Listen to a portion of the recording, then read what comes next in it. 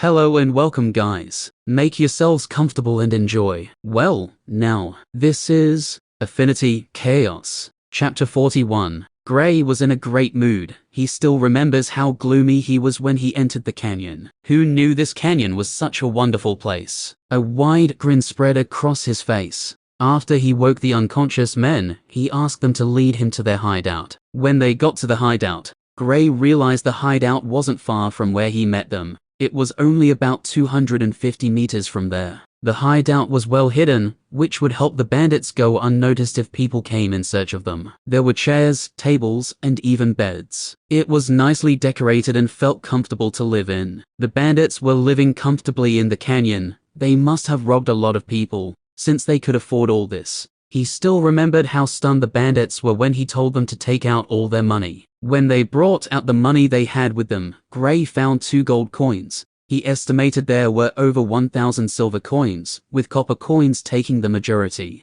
A single gold coin was equivalent to 100 silver coins. This was a huge fortune for the current Gray. If he had a single gold coin, he would have been able to get a horse and travel at a more comfortable pace. He took both of the gold coins, and also took all the silver coins. Gray left the copper coins with them, since he didn't want to completely wreck them. And besides, carrying so many copper coins would be stressful. "I'm such a nice person." The leader almost fainted when he heard Gray make this remark. If Gray had seen these copper coins earlier, there was no way he would have thought of going through the canyons. But now, since he was rich, he held the copper coins in disdain. "This is a really nice profession. No wonder lots of people engage in it," said Gray with a multitude of emotions. He suddenly felt intoxicated with how quickly he was able to make money. "I can't go around robbing people though," Gray said thoughtfully. He was contemplating about it. "Forget it. I'm rich for now, and that's all that matters. I'll try to hunt some magical beast and sell their calls." Gray discarded the thought of robbing.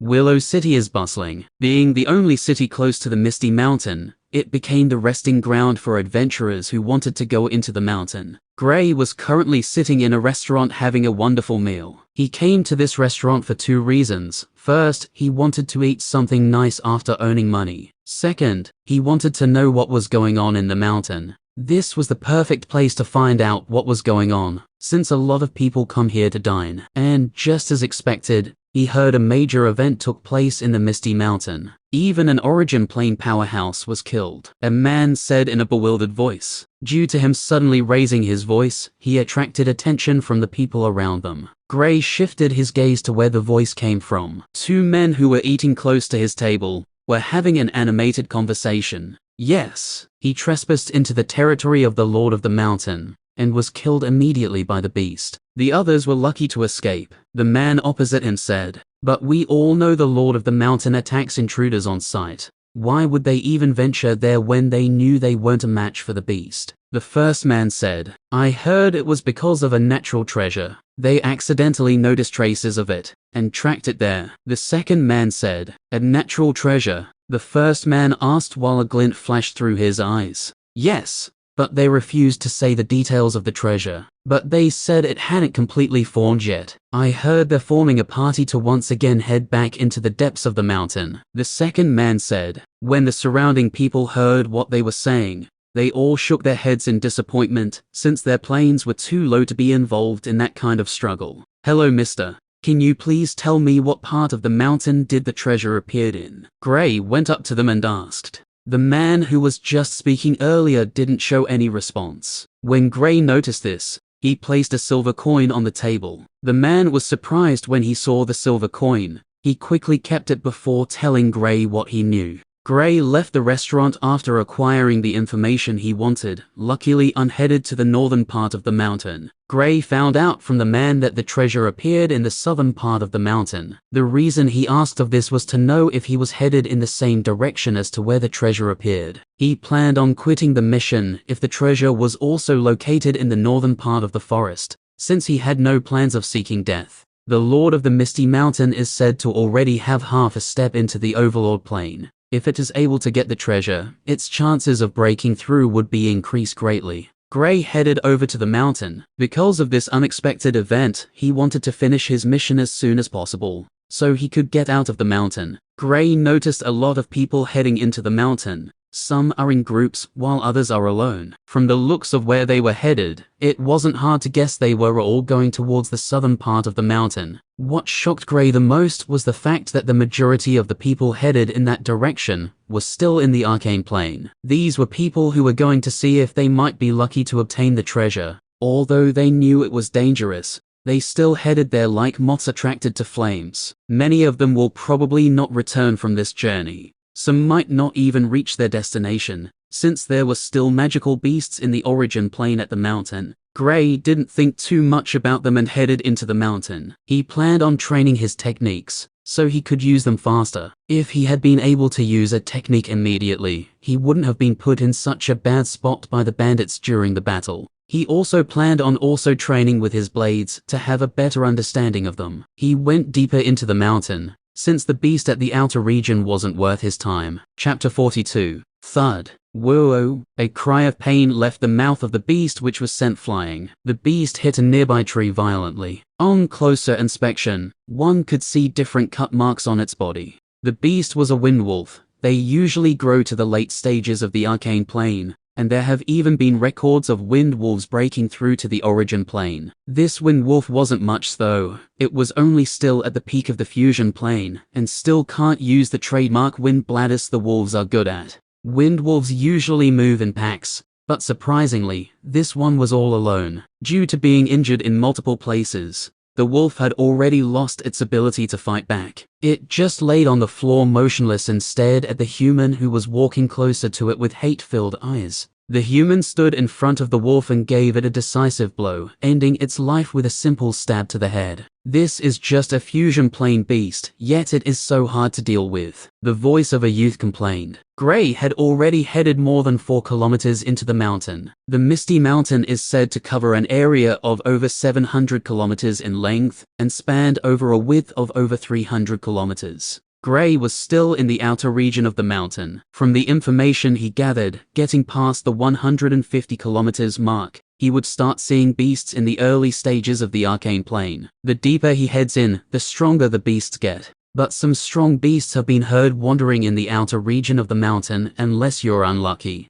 you will most likely not encounter them. Magical beasts have always had a strong repulse towards humans, and have something like a kill-on-sight policy whenever they encounter one. Humans also kill these beasts for different reasons. This is a cycle that has lasted for ages and will continue for more. A continuous battle between humans and magical beasts. Although it is said humans have the upper hand, there are beasts they don't dare to wantonly kill. Gray had already engaged with 6 beasts, with all of them being at the late stages of the fusion plane. He was getting used to his weapon and also his techniques. He was moving at a slow pace to ensure he gets the best of his training as he heads deeper. If he still couldn't completely use his techniques instantly, then he would be in a tight spot if he encounters a magical beast in the arcane plane. Gaining mastery of his techniques was a must for him. Gray quickly departed the area. Since this was a place infested with beasts, they are bound to be attracted to where he was by the smell of blood. Gray didn't forget to take out the core of the beast before leaving. He placed it in his backpack and went further into the mountain. It was already almost sunset.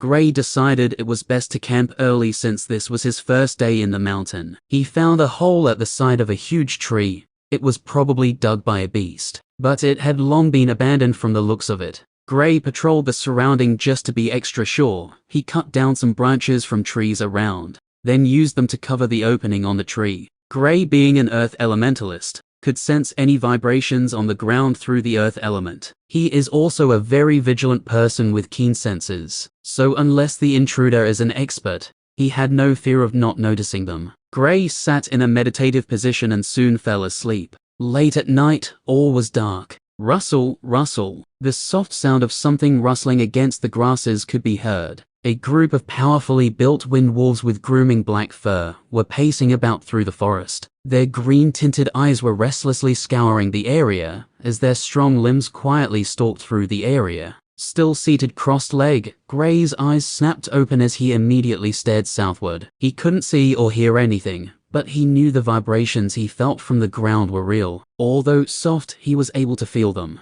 This was the sensory ability being an earth elementalist gives. One can easily sense things using the tremors on the ground. A group of magical beasts is headed in this direction. They will reach here in approximately 2 minutes. Gray deduced from the vibrations. There was no way he could know the plane of the beasts, or what type of beasts they were. But since they were moving in a group, it was most likely a wolf pack. Since he was still in the outer regions, he didn't think there would be a pack filled with arcane plane beasts. There are 3 major types of wolf packs: ice wolves, wind wolves, and grey wolves. Grey wolf packs were the weakest, with the ice wolf pack being the strongest. Gray came out of the tree to scout out the beasts. Peering through the trees, it was just as he had predicted. There was a group of wind wolves moving in his direction. A fully grown wind wolf will be at the early stages of the arcane plane. From what he could see, there were juveniles in the pack. There were about 10 or 15 wind wolves. They shouldn't be hard to deal with. I'll have to leave this area once I'm done with the battle though, Gray thought. The wolves quickly got to where he was and immediately charged at him when they saw him. Gray unsheathed both his short blades for the battle. He plans on ending the battle quickly, then moving from this area. The wolves were fast after having imbued their bodies with the wind element. Gray wasn't any slower than they were. Within 2 minutes of the fight, he had already injured 4 of the wolves, with cut marks on different parts of their bodies. The injured wolves cried out in pain. Crash, crash, crash. Gray successfully sent 3 wolves flying with strong kicks. He was already getting better with battling, and is much more proficient with his blade. He was still uninjured during the battle, and this was thanks to his good use of his techniques. Hool! The wolves suddenly let out a loud howl, which was met with howls coming from all directions close by. Gray suddenly felt a chill down his spine when he heard this. How did they get this close? He asked himself with a stunned expression. What he saw next shocked him. The wolves which were just coming out were all in the arcane plane. There were about 8 coming out. Added with the previous 13, the pack was made up of 21 wolves. When these wolves appeared, they immediately sent out their trademark attacks, wind bladders. Over 20 deep green blades of wind appeared out of nowhere. Gray's scalp went numb when he saw this. Lightning steps. Gray immediately used his movement technique to escape the area of the attack. How can I be so unlucky? This is just my first day in the mountain, and I'm not even allowed a good night's rest, Gray complained as he escaped. Brother Wolf, why don't we settle this amicably? I know it was wrong of me to kill one of your brother or sister. I will apologize for it, Gray yelled as he dodged their attacks. The wolves snarled when they heard it. It was like his statement provoked them more. They immediately attacked again. Fuck. Gray cursed out loud before employing his movement technique to dodge the attacks again. Chapter 43. On seeing he was surrounded, Gray tried to leap into a nearby tree. He was able to dodge the first and second barrage of attack, but being mid-air, he was unable to dodge the next attack. He quickly used the earth wall technique. Although it was late, it was able to help him from getting any major damage. He was knocked off course by the impact of the attacks hitting his wall. The moment he landed back on the floor, he quickly deployed the only technique in his arsenal,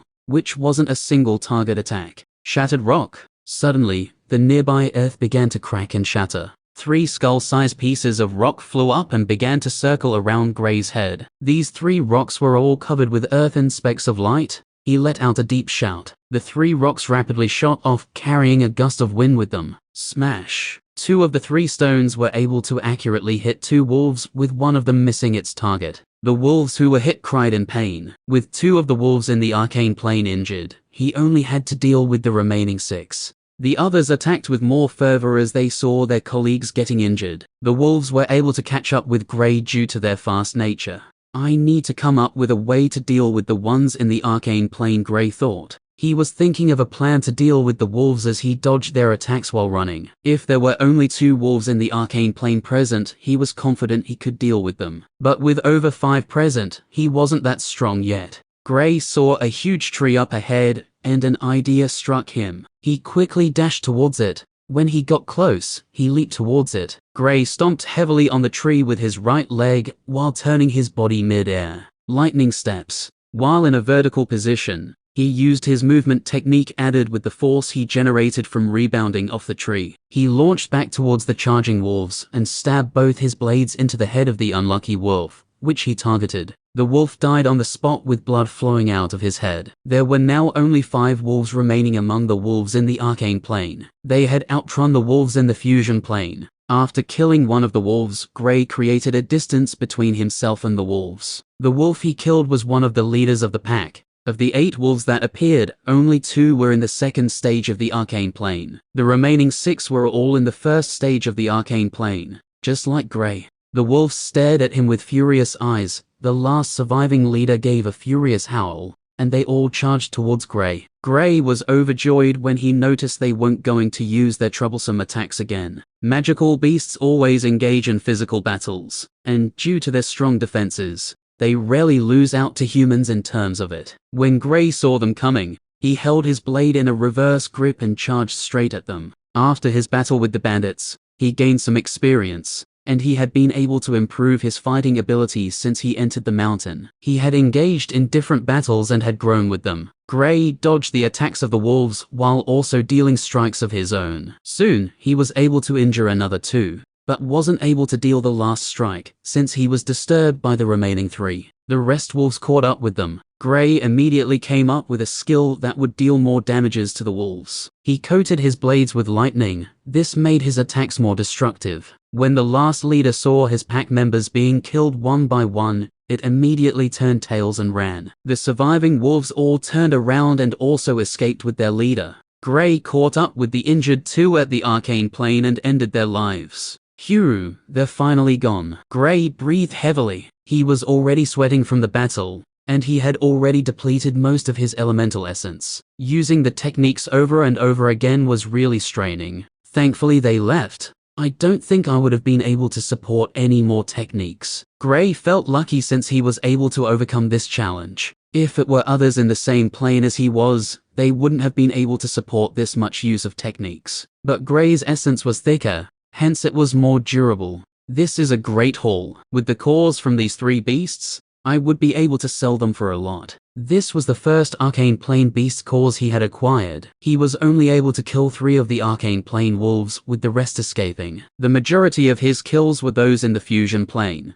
but he had no complaints. Gray retraced his steps and was able to easily find the tree where he slept. He picked up his backpack and moved to a different location, since the noise from the battle must have alerted nearby beasts. He found a cave in a secluded area in the mountain after thorough searching to ensure it was unoccupied and that his environment was safe. He found something to block the entrance of the cave. He immediately started cultivating to recover the elemental essence he lost during the fight. The next morning, Gray was up early. He had completely recovered the essence, and he even felt he made some improvements in his cultivation. He scoured the area and quickly found a pig. A little spark of lightning and his fire was up. He ate as much as he could to replenish his physical strength and also saved some for dinner. Unfortunately, there was no way he could take the entire meat with him. Gray went deeper into the forest and had different battles. Things were going well for him, since his main purpose of coming, which was training, was already going really well,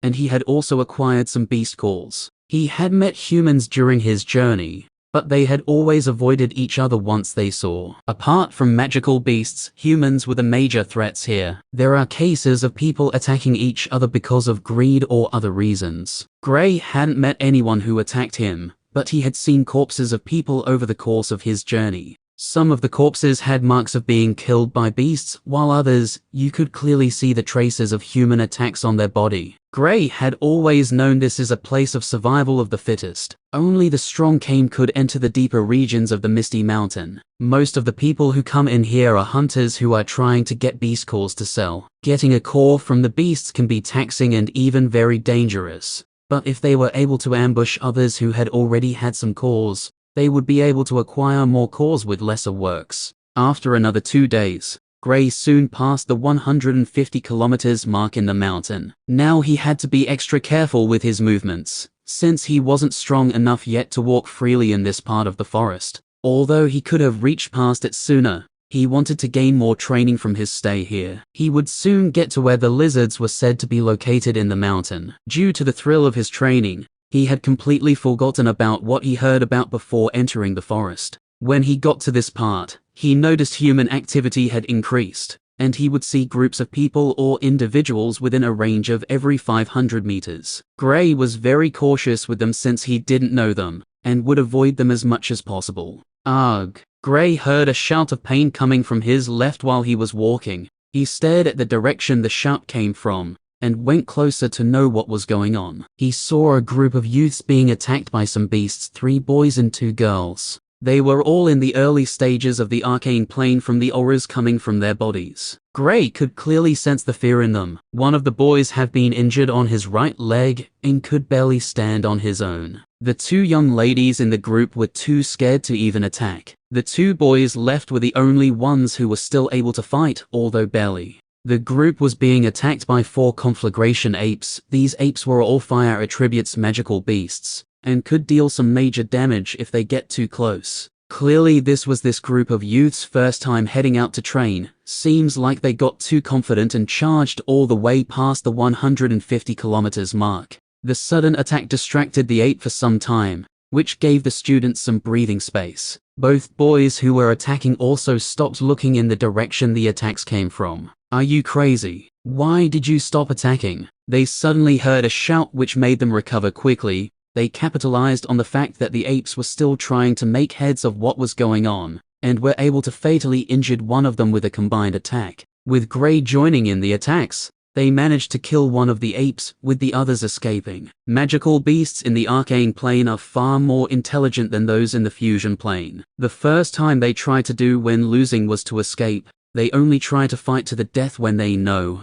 there is no way out. Thank you, one of the boys said while deeply bowing to Gray. Gray turned and looked at the youths calmly. Chapter 44. Gray turned and looked at the youths calmly. He shifted his gaze to the one who was hurt. Thank you for lending a hand. If it weren't for you, we would have been in a tough spot. The youth said again. It's okay, Gray said coolly. When the youths got a clear view of his face, they were stunned. The boys almost thought he was a girl, as he could almost be described using the term beautiful. The girls, on the other hand, were dazed. They never expected the youth who saved them to be this handsome. What are you all doing here anyway? Gray turned to the youth who thanked him and asked. My name is Claude and this is Aaron. The 2 ladies are Nina and Tessa. And that's Ryan. The youth introduced himself and the others before continuing. We're from the Idris Academy. We came out for training. We didn't expect to be attacked by those apes just after getting here, Claude said with a wry smile.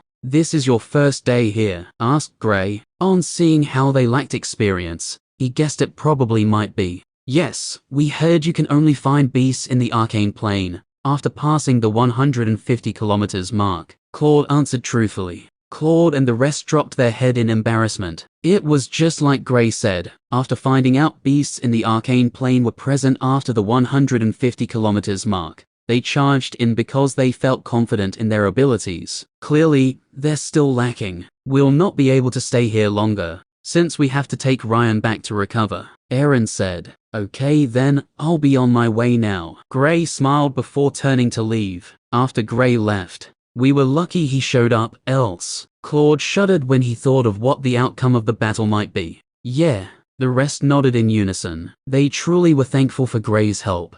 Gray was already getting close to the territory of the red lizards. Although not only the lizards stay at this part of the mountain, they make up the majority of the beasts in the area.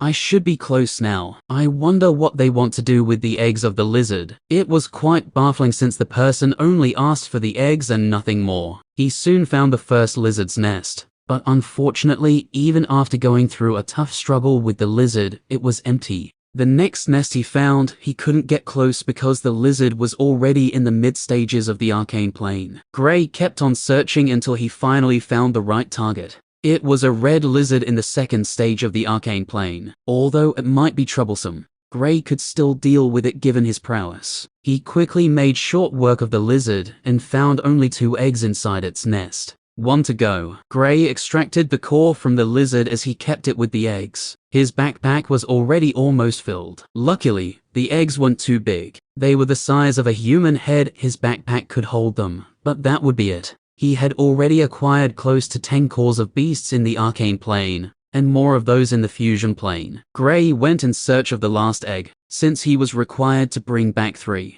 His experience in the mountains so far has been just as he wanted. He is now able to use his techniques faster and was also growing adept at fighting. Gray's learning speed truly was beyond normal. That day ended without Gray seeing his target. Although he got into some battles with some beasts, he was able to end it quickly. The only regret he had was that his backpack couldn't contain all the cores from the beasts. The next morning, Gray got up and continued his search for the last egg. He soon found a nest inside a cave. Hopefully I can get the last egg from this nest. Gray had already found some nest, but either there are no eggs or the lizards are stronger than him. He wanted to train to be stronger, not kill himself. Once he attacks and notices the difference in strength, he'll quickly escape to avoid injuries. Getting injured this deep in the mountain won't be good for him, since he was alone. Gray could deal with those in the second stage of the arcane plane. He could hold out against those in the third stage, but he doesn't stand a chance against those in the mid stages.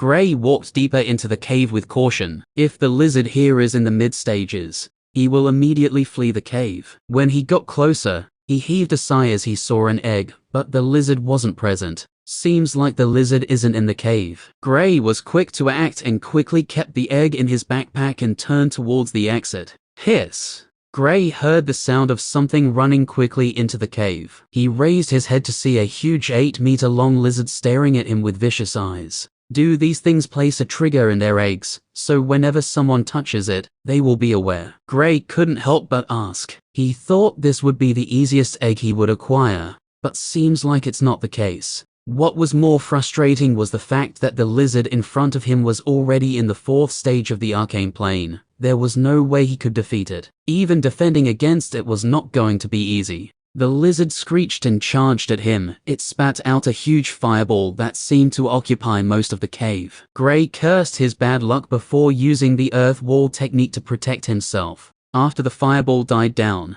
the lizard was shocked when it couldn't find the human it just attacked. It screeched again and started searching for Gray. Gray was nowhere to be found. Chapter 45. After some time, a rock fell from the side of the wall on the cave. A human body could be seen in the walls of the cave. FK. Gray cursed before vomiting a mouthful of blood. He was really angry. After the red lizard attacked with the fireball, Gray decided to use his earth wall to block the attack. Who would have thought that the force from the attack would impale him into the side of the cave? Luckily, the earth wall he used followed him and ended up covering him in the wall of the cave. At least it was able to hide me from that stupid beast. Gray felt lucky also. He knew escaping from the red lizard would have been hard, given the fact that he was inside the cave, with the lizard being the one close to the exit. For Gray to escape, he would have to pass the lizard, which would have been difficult. HMPH, it's lucky I need to turn in this mission, else I would have waited until it returns,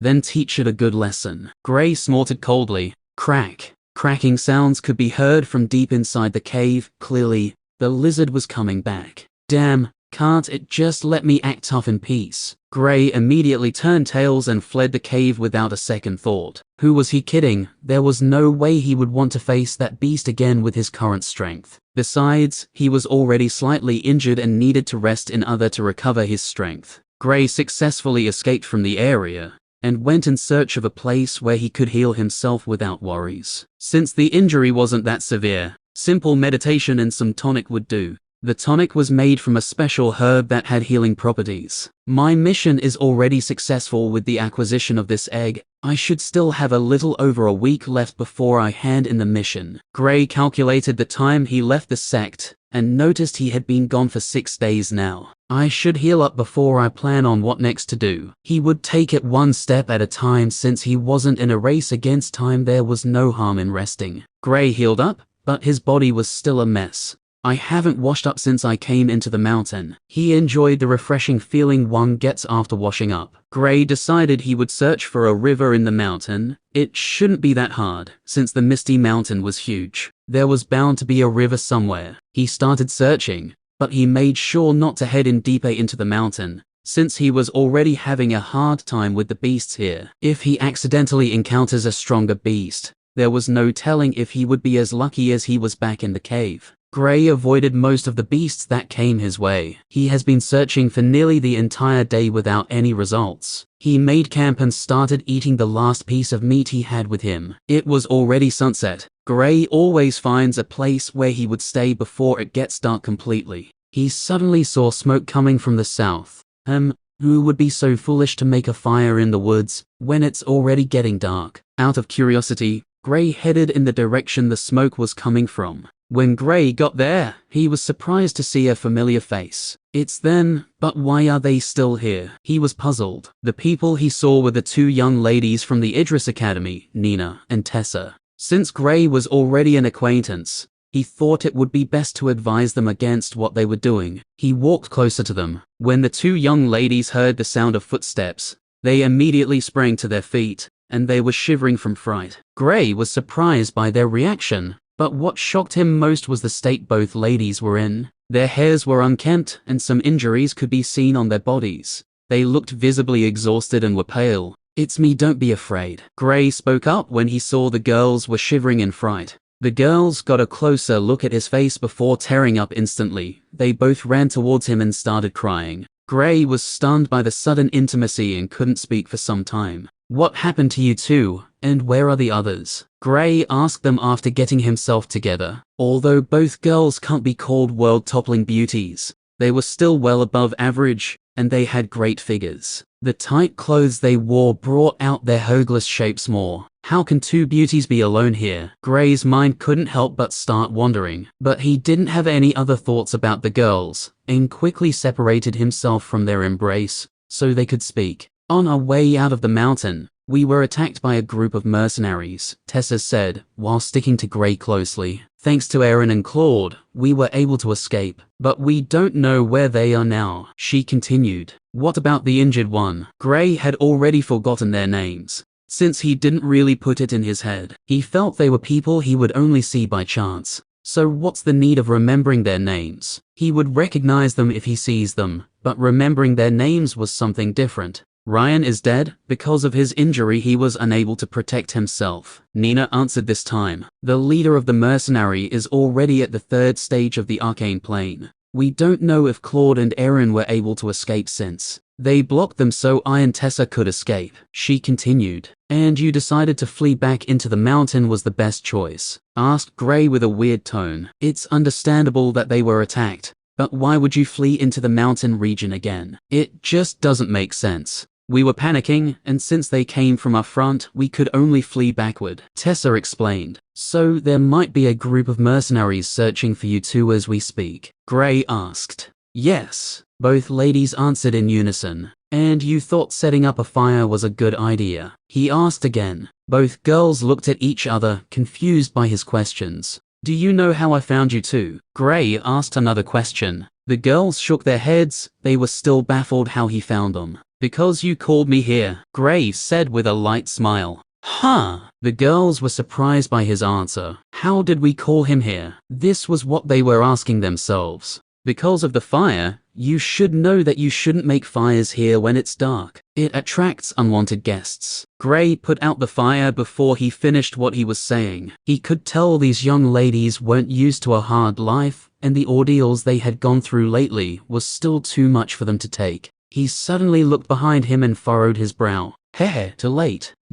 Chapter 46. 6 men walked out of the woods with evil grins and eyes filled with lust. Both girls immediately turned paler from fear. Gray's gaze turned cold as he glanced at the men. The men were all in the arcane plane, with the one at the front was already the third stage. This is going to be troublesome. Although beasts are stronger, humans are much more difficult to deal with in the same plane. Well, that only applies to beasts who haven't completely awoken their intelligence. Most beasts in the arcane plane have already awoken their intelligence, only some are much more intelligent. Some beasts are even more cunning than their human counterpart. HMPH, if not for those morons who delayed us, they would already have been in our arms. But it's not too late, the night is still fresh, another said lewdly. When Gray heard their conversation, he understood the reason they were attacked. They had been overcome by lust after being in the mountains for so long and not being with any women. Seeing the young beautiful ladies,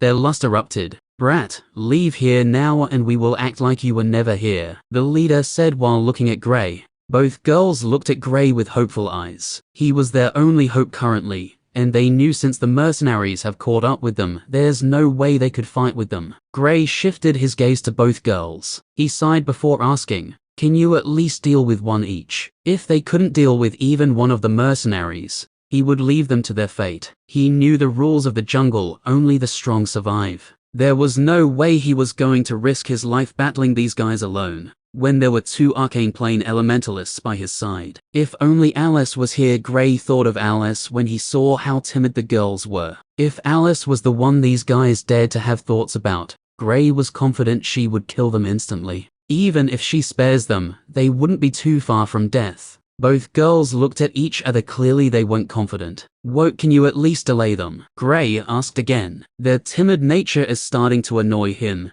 "Seriously, if you know you can't fight, what are you even doing here?" He almost said this out loud. The girls didn't respond. They've sparred with others before, but that was just sparring. This was a whole different matter. And the death of Ryan affected them mentally as well. "Forget it. Just don't get in my way, and also, try not to die," Gray reminded them before turning towards the group. There was no way he could hold them all off, so even if the girls are too afraid to fight, they wouldn't have a choice. "Seems like you've made a decision." The leader snickered. "A very foolish one, I must say." He added coldly, "Make sure he doesn't escape like the last ones, boys," he ordered coldly. When the girls heard this statement, they felt a little bit better since both Claude and Aaron were able to escape. "Boss, last time was an accident. This time we will surely get the girls, and this hero here would die," the man with a small build said with a tone filled with killing intent. Gray squinted his eyes. "They want to kill me. Interesting." This was the first time he was going to have a life and death battle with humans. He unsheathed both his blades. This time there is no room for errors.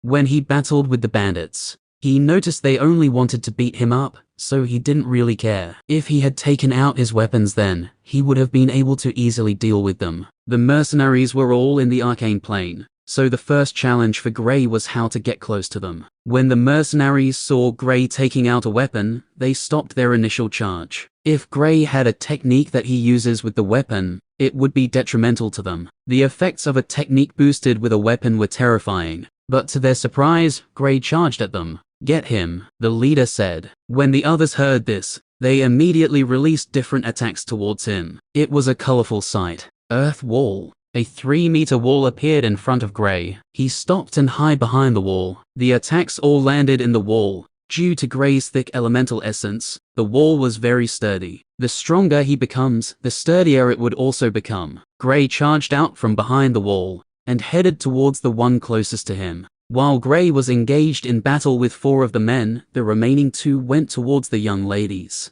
Nina summoned some courage and sent ice arrows towards the men. The leader was able to easily destroy the attack. "Pointless struggles, come with us willingly. I promise you will have a good time." He laughed heartily as he said the last parts of the sentence. When Tessa saw Nina's was fighting, she gritted her teeth and also attacked. They knew Gray wouldn't be able to free himself and come help them soon. They can only depend on themselves and drag on as long as they can. Although the leader was stronger than them, there was no way he could neglect their attacks. On Gray's side, the long-range attacks of the mercenaries were annoying, since it has been able to keep Gray at bay. Although the attacks can't touch him, he couldn't get close to them. He had tried using shattered rocks, but the speed of the rocks was too slow. The mercenaries were able to easily evade them. "I should have taken a long-range lightning attack." Gray regretted his choice of not taking a long-range lightning attack. With the speed of lightning, he would have at least gotten one of them by now. Even if it doesn't kill him, he would have a chance to get close. An idea suddenly struck Gray: shattered rocks. But as the rocks flew up towards Gray from the ground, he quickly coated his feet with lightning and did a tornado kick. He kicked one of the rocks strongly. As his foot connected with the rock was almost covered in lightning, and shot towards one of the men at a lightning-fast speed. The man only saw a light flash before him before he was sent flying. Gray didn't stop there. He used lightning steps to charge towards another man. The men were distracted by the rock that suddenly hit their companion. Before they realized it, the man with a small build held his throat with blood streaming out of his mouth. Gray had been able to quickly take out 2 of the 4 men. It was almost simultaneously. The remaining 2 men looked at each other in horror. Wote, he's a dual elementalist. One of them shouted towards their boss, who had almost gotten the girls. The boss turned and saw one of the men lying down a distance away. It was unknown if he was dead or alive, while the man with a small build was lying in a pool of his own blood. Lightning elementalist.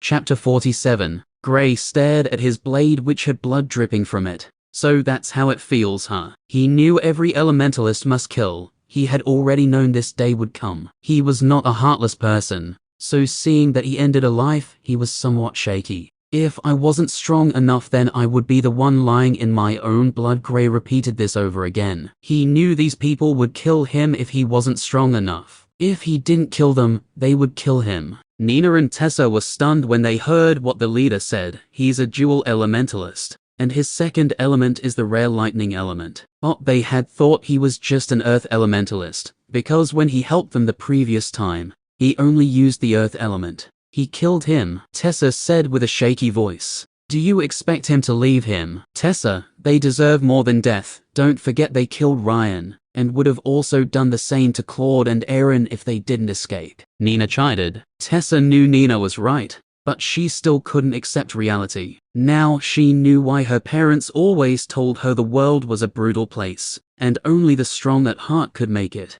You little bastard, I will kill you. The leader roared in anger and threw an attack towards Gray. He was a fire elementalist. Seeing his brothers being killed sent him into a frenzied state. Now he didn't have any thoughts towards the girls. He only wanted to kill Gray now. Gray had already snapped out of the state he was previously when he killed the first man. He immediately got into his battle mode and blocked the flames with his blades, which were covered in lightning. Gray dodged to the side. He breathed a sigh when the dragon passed by him. The fire dragon suddenly turned mid-air and charged towards Gray from behind. Gray, who had already escaped to the side, suddenly felt a chill, and all the hairs on his body stood up. He immediately summoned a wall all around him. There was no time to think. The first thing that came to his mind when he felt the threat was to set up a defensive line before anything else. He felt danger, and his heartbeat intensified to a terrifying level. Just after the walls appeared, it was hit strongly. Boom. The wall at his back suddenly exploded from the violent attack. Rubbles flew everywhere, and dust covered the area Gray was located. The girls and the others were all looking at the battle with interest. The men didn't attack, since they knew their boss would definitely be able to deal with Gray.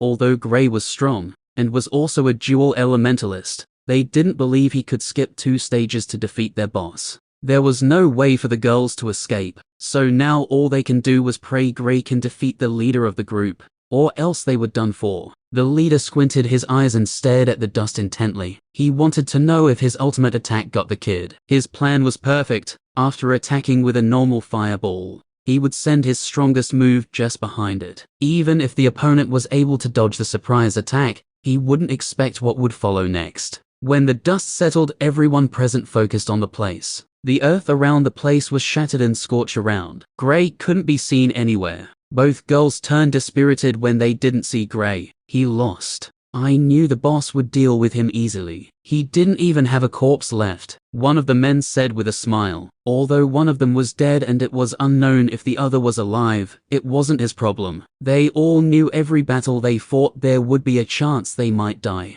The prayer he always prays is, if anyone going to die, Lord, let it not be me. And it had worked for him so far. And it seems it's still working. I thought it would be difficult. You knew he was just trash, the leader said in disdain. You're next. The leader turned and said icily, but don't worry, I won't kill you. You would have to entertain us every night, he said lewdly as he licked his lips viciously. Despair filled both girls completely. This was the first time they came out to train. One of their friends is dead. They don't know where Claude and Aaron were, and now they are about to be captured by these men. They felt deep regret. If they had known, they would have just stayed at the academy. The other men had already surrounded both girls, and they laughed cruelly. Ha! A surprised sound came out of the leader's mouth. He turned towards the rubble, and his pupils dilated from what he saw. Impossible, he blurted out with fear. Crack, crack. Sounds of lightning could be heard all around. The sky suddenly turned cloudy. A hand covered in lightning could be seen pushing the rocks from the body underneath it. Gray stood up from the rubble with a bare upper body with burn marks all around his body.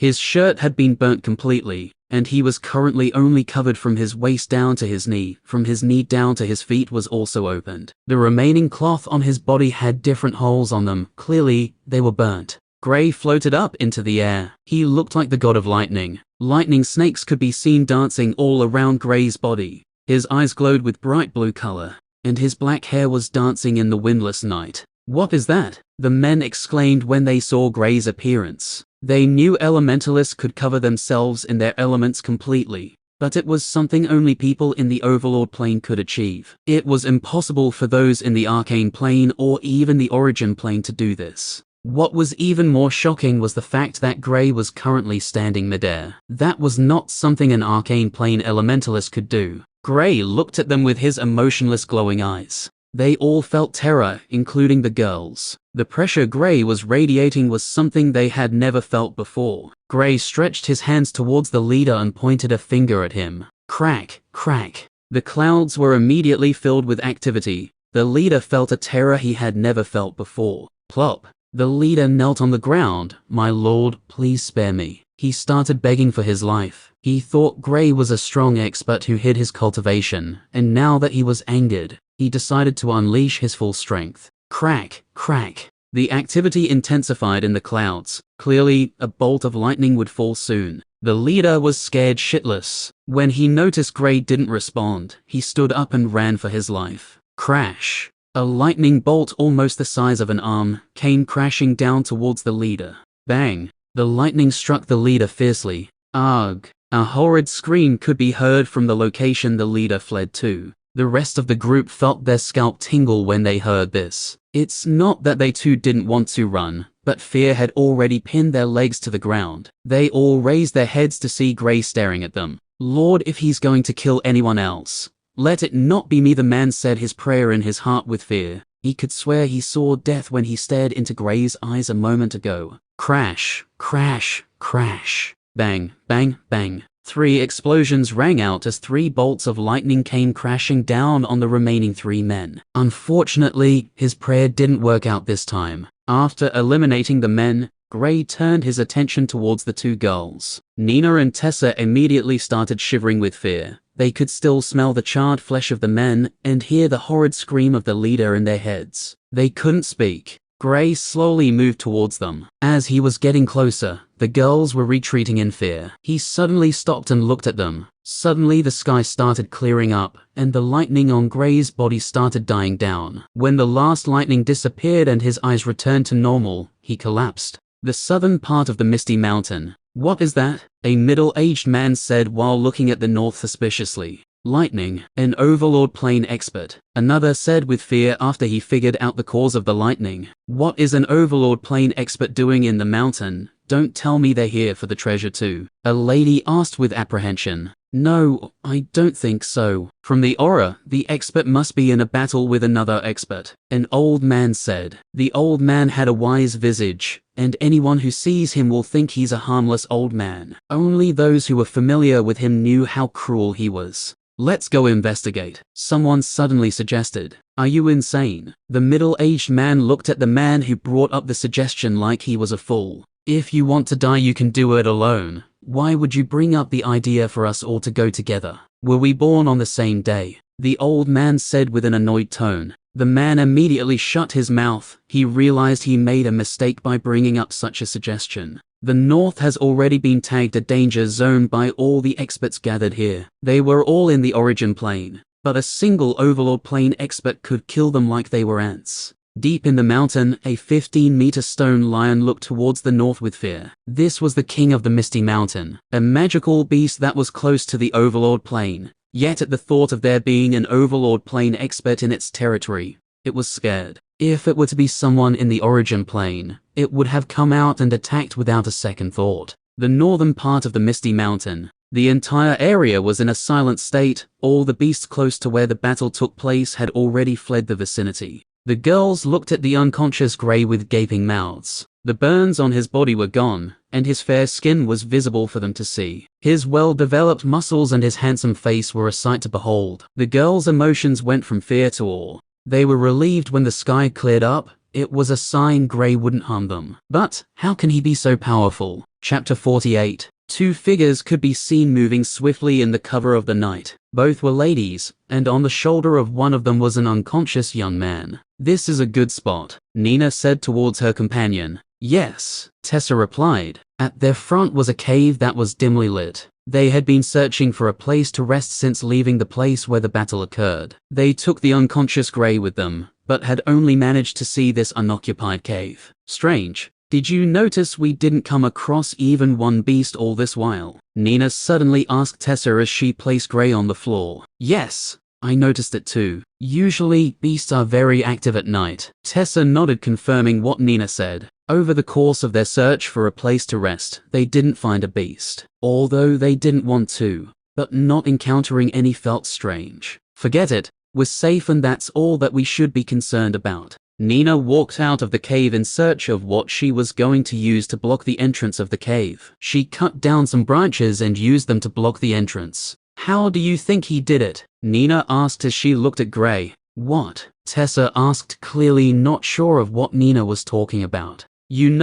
"Become so strong all of a sudden." Nina still couldn't get her mind off what happened earlier. The way Grey dealt with the mercenaries like they were ants. All he did was stretch out a hand, and it started raining lightning. It was an unforgettable experience. Something both girls will not be able to wipe out from their memories for a long time. "I don't know. I heard there were secret techniques which are used to raise cultivation levels, but not by this much," Tessa said after some time. She had heard of these secret techniques from her father, and knew they were detrimental to the body of the user. These sorts of techniques always comes with an effect towards the user. If what he used was something like this, then it must have been a high-leveled one. Tessa continued with her hypothesis. "I hope he will be alright," Nina said. She didn't care if what Grey used was a secret technique. All she knew was that Grey saved them, and that's what truly matters. She only asked out of curiosity. Both ladies continued talking about other things, and soon they fell asleep. The next morning, Grey opened his eyes and was surprised when he saw rocks all around him. He tried standing, but his body was a wreck. He felt pain all over his body, and it was like something drained all the energy from him. When both girls heard the small sound Grey made when he tried to stand up, they turned around. "Grey, you're awake," Tessa said happily. Clearly she was also worried about their savior. Grey was surprised by the voice. He didn't remember how he got here. A beautiful face suddenly popped up in front of him. "Are you feeling any better?" Nina asked as she also walked closer. Another beautiful face popped up again. "What's going on?" Grey blurted out unconsciously. He was confused by what these two beauties were doing here with him. He knew they were alone, since he didn't hear any other sounds of movement apart from the two girls. The girls were confused by his question and how he looked at them. Grey was currently looking at them like they were strangers. Could it be that he doesn't remember anything? Tessa whispered to Nina.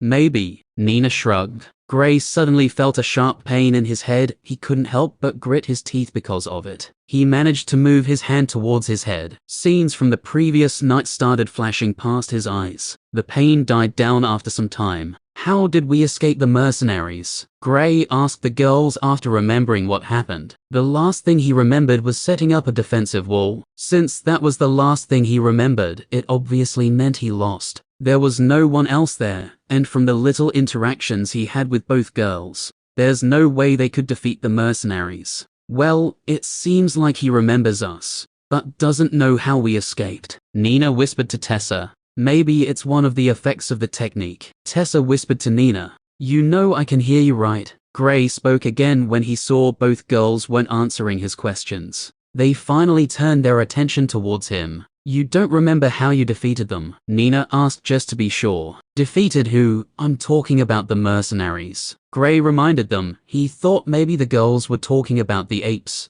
Grey's answer showed he really didn't remember. So Nina went on to tell him about everything that happened. Grey's mouth was left agape, since he didn't believe the person they were talking about was him. "You truly don't remember any of it?" Tessa asked. "No, I blanked out after his attack destroyed my walls," Grey said sincerely. Could it be because of the pearl? Grey was baffled by what they told him. This is the only thing he could think of which might cause what they said. There's no way he used a secret technique. He didn't even know any. After thinking about it for a while, he still couldn't think of a reason. He could only attribute it to the pearl which had assimilated with him. Gray was finally able to sit down. When he saw the condition his clothes were, he suddenly thought of his backpack. "My money," Gray almost said out loud when he remembered his backpack. "Did you bring my backpack?" Gray asked. The most important thing to him right now was his money. There was no way he would be able to see free money like that again, and the cores he has gathered were inside. "Yes, it's there." Tessa was the one who replied as she pointed towards a particular spot in the cave. When Gray looked at where she was pointing, he saw his backpack along with his blades by the side. "Thank you. If you hadn't come, we would have already been captured by now." Nina thanked Gray wholeheartedly. This was the second time Gray had saved their lives. Tessa also offered her thanks when she saw her friend thanking Gray. Gray just nodded as a reply. Since his essence was drained, he wanted to cultivate as soon as possible. Since they were still in the mountain, he sat cross-legged and started cultivating. "I broke through." Gray was surprised when he noticed this. It hasn't even been up to 15 days since he broke through to the first stage of the arcane plane, but now he had made another breakthrough. Gray replenished some of his essences before they left the cave. The girls wanted to head out of the mountain. They had already experienced so much over their short stay in it. He decided to accompany them till they got to the outer region of the mountain. After that he'll head back in. He didn't have any plans of leaving yet. Since he came out to train, he'll make sure to train till his heart's content. He sat cross-legged and started meditating. He noticed something while he was cultivating earlier, but he couldn't confirm it while the girls were still present. Now that he was alone, he wanted to check it out. He entered into the chaos space and went towards the stone used for testing. After placing his hand on it, the energy entered his body just like before. After the energy returned, the stone lit up. Chapter 49. When Gray saw the results, a look of ecstasy immediately spread across his face. His lightning grade had advanced to blue. The thing that caught his attention was the appearance of a new color on the stone. This represented he had gotten a new element. Although the grade was still pink, it wasn't an issue for him, since he could improve it. With the addition of the wind element, he would now be a multi-elementalist. He had not heard of anyone in the history of the Empire being one. Now he would be much faster in terms of cultivation, and also in terms of speed. "What an unexpected surprise," Gray said with joy. With this, he could well be said to be ahead of his peers. Gray stayed inside the cave and replenished the rest of his essence. With the addition of the wind element, his absorption speed was almost double his previous speed, and the amount of elemental essence he could refine was terrifying. The essence in the area suddenly dropped. The beasts in the area immediately felt puzzled by the sudden decrease in the essence in the area. When Gray also noticed it, he was shocked. "How will I be able to cultivate in the academy if this continues?" He felt a headache. Luckily, the essence returned in a short period of time. When he tried it again, it wasn't as strong as the first time. After Gray finished his round of cultivation, it was already midday. "I should go check out how strong I've become after breaking through. Then also get something to eat." He got up and left the cave. Gray mobilized the wind and lightning element in his body and started moving. He felt lighter and much nimbler. His speed had increased to a terrifying level. With his current speed, if he uses lightning steps, his speed should be able to catch up with those wind elementalists in the 4th or even 5th stage of the arcane plane. Due to the refinement his body got from the breakthrough and the new element, his body grew stronger. Added to his normal intense physical training, the strength of his body alone could almost rival those at the peak of the fusion plane. His body will continue going stronger with every breakthrough. Coupled with his own training, he'll be a force to be reckoned with. Now, I shouldn't have a problem with defeating those at the 3rd stage of the arcane plane easily. Although I don't know if I can defeat those in the 4th stage, I shouldn't have a problem defending myself and even escaping unharmed. Since there was a gulf between the early and mid stages of the arcane plane, Gray wasn't sure if he could defeat someone in the 4th stage, while still being in the 2nd stage. Gray engaged in battle with beasts in the 3rd stage of the arcane plane, and was able to defeat them easily without wasting too much effort. He felt great since he was advancing at a fast pace. He knew once his friends noticed his cultivation after his return, they would be shocked. The southern part of the mountain. "The treasure is about to completely mature," the old man amongst the group said. The others had all felt it also. They looked at the valley ahead of them with greed visible in their eyes. Getting one of the treasures meant a chance to break through to the Overlord plane. They had all been stuck in the Origin plane for a long time, now with no hope of breaking through. The old man walked up to the middle-aged man in the group. "Hey Mark, why don't we join hands together to take the fruits? You can feel the amount of essence in the right. Even if we got one, we would be able to share it equally and break through our current bottlenecks." The middle-aged man didn't reply and stared at the valley, instead deep in thoughts. He knew for one person to be able to successfully get one of the fruits would be very difficult. Inside the valley, a tree which was about 4 meters in height and 3 meters thick could be seen in an open space. There were only 2 red-colored fruits on it. This was what they were all here for. This tree was a rare treasure that was birthed from the essence of the world. Its fruits are filled with pure essence, which was very beneficial to all elementalists. Even those in the Overlord plane wouldn't mind taking them. Not too far from the valley, in the deepest part of the mountain, the stone lion raised its head and looked in the direction of the valley. Its gigantic body got up in a flash and charged towards the valley at an insane speed. Its body clearly didn't hinder its speed in any way. Not just the stone lion, other beasts in the Origin plane all over the mountain were all headed in the direction of the valley. They all wanted to get a chance at the treasure. The struggle for the treasure was about to start. Although the stone lion was the strongest, there was no way it could dominate them all. It was a wise creature and would definitely leave the scene after getting one of the fruits. Now it was up to fate for the one who would get the other one. All this had nothing to do with Gray. He was currently humming a tune to himself as he roasted the leg of a wild boar. He was expertly adding the required ingredients to make sure the taste of the meat would be the best. Gray brought ingredients with him when he wanted to leave the academy to ensure he was always prepared. After some time, a sweet fragrance wafted in the air. The color of the meat had already turned into a golden brown. This was a result of Gray smearing honey on the meat before roasting it. Gray took a piece of the meat and tasted it. He looked at the sky in pure bliss from the taste of the meat. It had a great taste. He moaned with pleasure as he took another bite. Slowly but surely he finished the meat. He patted his stomach with joy before heading towards a spring not too far from him. He accidentally found it when he was searching for a meal. Gray removed his clothes before diving into the water. What a great life. He sighed with pleasure. After he washed up, he walked over to a huge tree not too far from the spring and started cultivating. He wasn't scared of being sneak attacked, since now he had 2 sensory abilities. With the earth element, he could sense any vibrations on the ground, and with the wind element, he could feel any disturbance in the air caused by fast movements. It was about to turn dark, so he decided to rest till the next day. Later that night, bam! The sound of something crashing heavily into the ground reverberated in the mountain. Gray was startled by the sound and immediately stood up. He walked out of the hole in the tree and looked towards the south. It came from that direction. Gray had unknowingly drifted close to the southern part of the mountain. After waiting for some time and confirming it wasn't a fight, he headed in the direction cautiously. When he got there, he was surprised to see a man lying in a pit motionless. Clearly,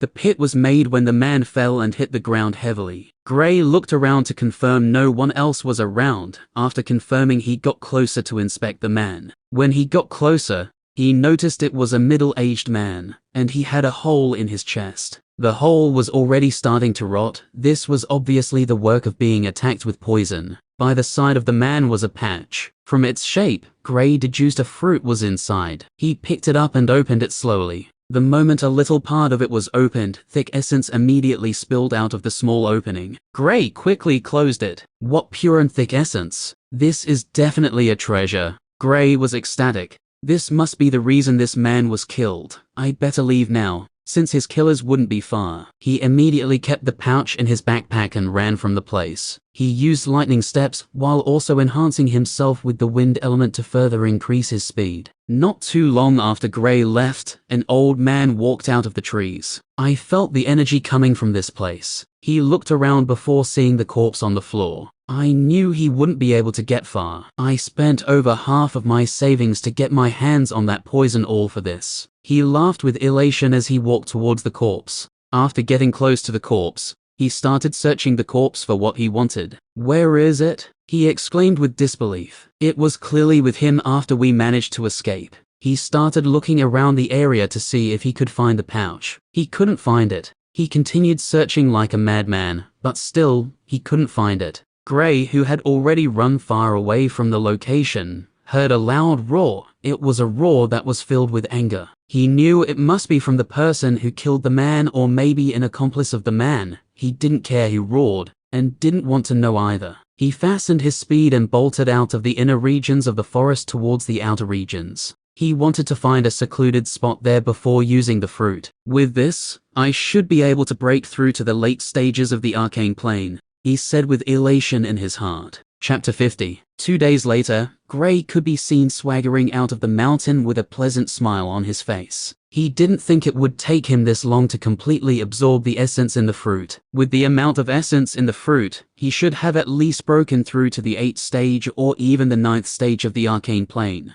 But surprisingly, he was able to only break through to the 6th stage. From this, one could see just how terrifying the amount of essence he would need for future breakthroughs. Gray noticed after getting the wind element, although his absorption speed increased, the amount of essence he needed also increased. When Gray used spiritual energy to inspect himself, he saw his essence orb had 3 different colors. The additional color was from getting the wind element. Lightning took the majority of the orb, while earth followed, with the wind element getting the minority. Each elementalist has an essence orb in their bodies where they store up their essences. Dual elementalists' orbs only contain 2 colors, which are the colors of both elements they wield. Single elementalist orbs only have a single color. Gray could tell he wasn't far from breaking through to the 7th stage. This has been a fruitful journey all round. He smiled to himself as he headed towards Willow City. Just like the previous time he came here, the city was as busy as always with people entering and exiting it. There were a lot of trade caravans that were being brought into the city. He didn't stay idle. He walked towards a restaurant to drink some tea before he returns. He overheard the conversation of some people at the restaurant. The battle at the Misty Mountain was brutal. Most of the Arcane Plane elementalists who went to the valley where the treasure appeared died. The ones who escaped were lucky. I heard the treasure was a fruit from a tree. Yeah, the tree only had 2 fruits in it. After the stone lion took one of them, it wisely left the last one, so the rest of the people and beasts could struggle over it. It truly is cunning. It knew the others would think of the risk of engaging with it, and decide to fight for the other fruit which was left behind. Gray was surprised by their conversations. So the treasure was a fruit. I wonder if it has anything to do with the one I found, he thought to himself. As the conversation of the men went on, he found out that the second fruit was acquired by 2 people, an old man and a middle-aged man. They teamed up and were able to escape successfully with the fruit. When he heard all this, he knew the fruit he found was most likely the treasure. Since they successfully escaped, that means the man was attacked after their escape. There are only 2 possibilities for the man's death. Either he was attacked by his partner, or they were attacked, deduced Gray. From all the clues he was picking out, he was already over 70% sure the fruit he found was the treasure they all battled for. Heh, I didn't even do anything, yet the treasure came to me, he laughed in his heart. If the people around found out someone acquired the treasure without even fighting for it, they would be dumbfounded. Gray paid for his tea before heading out to get a horse he'll use for his journey. Since he was rich now, there was no way he was going to walk back the same way he came. He bought a high-quality horse, and also some food he'll eat on the way. Morning of the 2nd day, a horse was galloping along the path that leads to the Lunar Academy. Gray sat on top of the horse with a calm and steady presence. It's surprising how just a few days could change a person. I'm finally back, Gray said as he looked at the majestic gate in front of him. He got off the horse and went into the academy on foot. As he entered the academy, he felt like he only went out yesterday. He first headed towards the mission hall to submit his mission. When he got there, the student he saw was different from the one who handed out the mission to him. He submitted the mission and collected the reward before heading towards the student's living quarters. Gray decided to visit Klaus before heading to his house. But when he got there, Klaus wasn't at home. Maybe he went to the city, he assumed, and walked towards his house. He planned on visiting Reynolds after he settled down. When he got home, it was just like he had left it. Only it was dusty. He decided to clean it before heading over to Reynolds' place. After he was done, he went over to Reynolds' place. Luckily, he found him at home. "Hey Ray," called out Gray as he walked into the house. "Gray, you're back," Reynolds said as he walked towards his friend and gave him a hug. "Yeah," answered Gray after managing to break free from the clutches of his friend. "How was your mission?" Reynolds asked as he sat down. "It was a piece of cake." Gray sat down beside his friend. Gray asked about what had happened since he went out of the academy. He found out the fighting between the Starlight Academy students and the Lunar Academy students had intensified. The students of the Lunar Academy started retaliating when they found out about the attacks their students faced.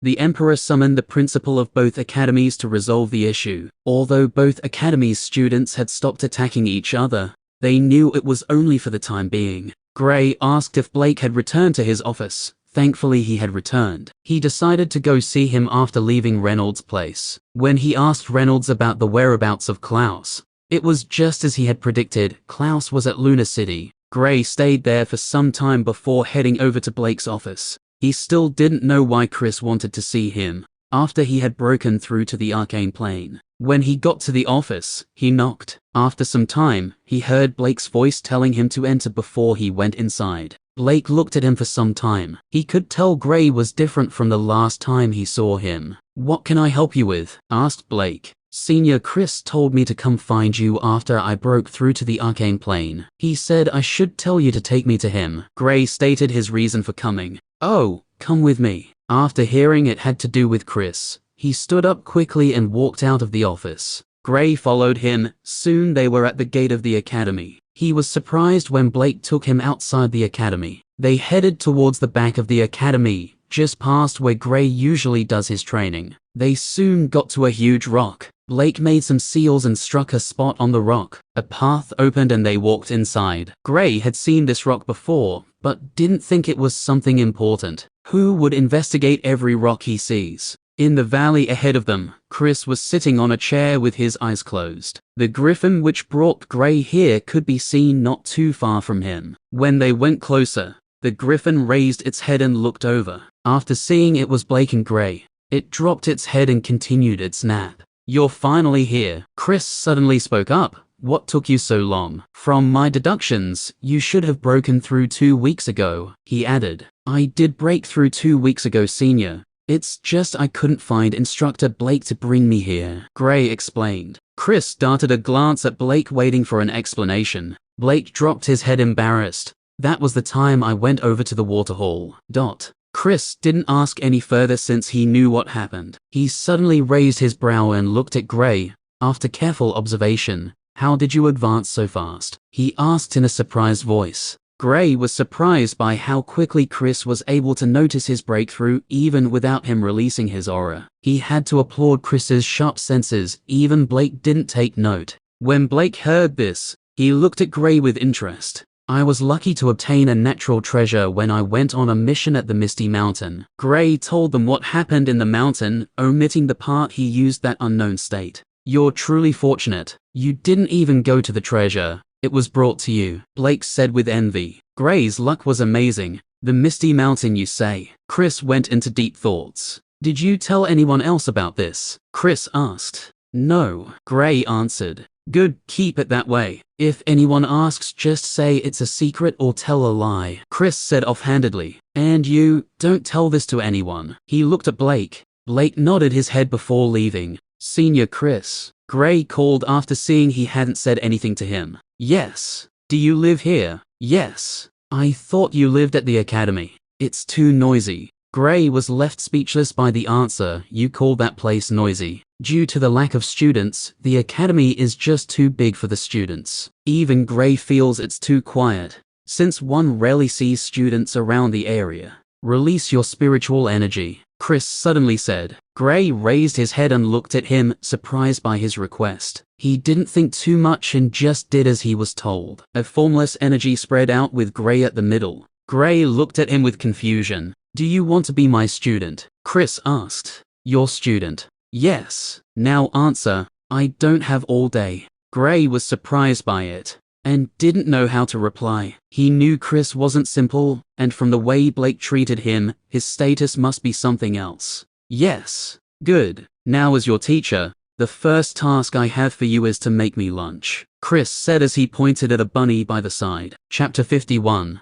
Chris was happily eating the bunny he asked Gray to prepare for him. Having a student who knows how to make good meals really has its perks. Chris regretted not having a student sooner. If he had known, he would have just accepted Gray as a student the moment he came to the academy. Although he was interested in Gray, it was just from the fact that he felt it was quite amazing to experience both of Gray's tests. He started having thoughts of taking Gray as a student after he tasted Gray's cooking. This was the only way he could think of to get Gray to cook for him frequently. After he was done eating, "Do you know about arrays?" asked Chris. When Gray heard him mention arrays, he was suddenly reminded of the books he had read regarding arrays. Although there wasn't much information about them, this was not the first he heard about it. "A little," replied Gray. Chris stood up and went into the cabin behind him. After some time, he came back out with a bunch of scrolls. He tossed them at Gray. "This contains the basics of arrays. After reading this, you should have a good idea about it." Gray caught the scrolls before sitting down not too far from Chris and started reading the scrolls. After reading the introductions, Gray understood why Chris asked him to release his spiritual energy. Without strong spiritual energy, it was almost impossible to make arrays. The stronger your spiritual energy, the easier it is for you to make them. Gray didn't expect Chris was an array master, talk less of taking him as a student. He felt he was extremely lucky for Chris to choose him. If only he knew what made Chris take him as a student, he might probably faint from exasperation. While Gray was still reading the scrolls, Chris suddenly asked, "Have you heard of inscribers?" Gray thought for a while before shaking his head, "No."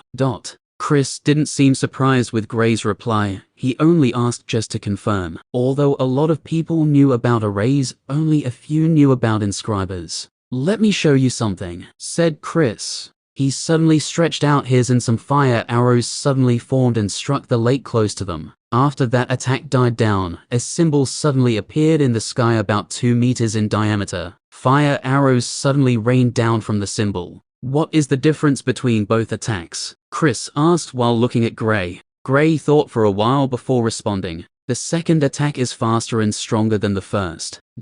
Chris nodded. "What I just did was air inscription. Although it's not very effective in a one-on-one fight, since it takes time to inscribe the symbol, it's terrifying when it comes to attacking groups. You can make the range of the attack wider, and it also has a longer range," Chris explained. "This is like a branch of arrays. Without in-depth knowledge of arrays, you won't be able to inscribe." Chris continued, "I'll tell you more about it tomorrow. Take these scrolls home and study them. Come tomorrow at the same time." Chris made a shooing gesture indicating for Gray to leave. Gray didn't stay any further and bid his farewell to his teacher before turning to head out. When he was about to walk past the passageway, he suddenly remembered something and turned back inside. "What else?" Chris asked on seeing Gray coming back. "I don't know how to get past the rock if I want to come back tomorrow," Gray said. "Oh, it's easy. Just hit the spot which has a spiral shape on the lower left of the rock," Chris said. "But I saw Instructor Blake making weird hand seals." Gray voiced his confusion. He remembered how Instructor Blake made complicated looking hand seals before striking the rock. Haha. That's just to confuse people who try to sneak in here. Although anyone who is successful regrets it. Heh. Chris laughed. From the looks of it, someone might have been successful in entering the place, but met misfortune afterwards. "Okay, you can leave now. Don't disturb me." Chris chased Gray out after telling him how to get through the rock. Gray left the valley. After heading out, he searched for the spiral symbol on the lower left of the rock. Where it was located wasn't too low. It was located around the height of his chest. He carefully examined the rock and found there were different symbols on it. After examining the rock, he left intrigued by how this rock was the doorway to a valley. The rock was stuck in a mountain. Gray walked to the other side of the mountain, but was unable to find the valley. It was fascinating to him. When he was in the valley, he could clearly see the sky. After contemplating for a while without being able to deduce a convincing method, he decided to let it be and head back to the academy. He headed towards Klaus's place after entering the academy, since he knew Klaus would be back by now. When Klaus heard someone barging into his house without knocking, He was about to fly off the handle. But when he heard the voice, his anger suddenly turned to joy, as he hadn't seen his friend for 2 weeks now. Haha. I was just thinking of when you'd return. Klaus laughed happily as he got up to welcome his friend. They fist bumped before Gray went to take a sit. I came to your place after I returned, but you weren't at home. I guessed you must have gone to the city, said Gray. You know me too well, Klaus said with a laugh. Gray noticed his friend was in a happier mood than usual. Did something good happen? He couldn't help but ask. Haha, yes of course. Klaus laughed again. Gray chuckled when he saw his friend laughing. Do you remember Leanne? Klaus asked with a smile. That girl we met at the city gate. Gray asked to confirm if it was who Klaus was talking about. Yes, replied Klaus. What's up with her? Gray asked since he didn't know why his friend brought up her name. She's now my girlfriend, Klaus proudly declared. Gray stared wide-eyed at his friend. What about Danielle? Dani. Klaus sighed. We just weren't meant to be, he added. But you said you felt something special from her, Gray said, clearly confused about this whole relationship thing. I thought I did, but I suddenly felt she wasn't the one, Klaus said sadly. I was lost in the darkness of my little world, and then Leanne came in. She lit up my entire world. Klaus's sad face immediately turned into a smiling one. This was exactly what you said after breaking up with Trista and hooking up with Danielle, said Gray in exasperation. I know, but the feeling I get from Leanne penetrates deep into my very core, Klaus said, still grinning. The last time you said the feeling you got from Danielle penetrates deep into your skin. Now, the one you get from Leanne goes deep into your core. Gray felt a headache when he looked at his buddy who was grinning like an idiot. In 1 year, Klaus had already broken up with 9 different girls. Gray didn't know how their relationships even worked in the first place. He decided to just let it be, since talking more about wouldn't make a difference.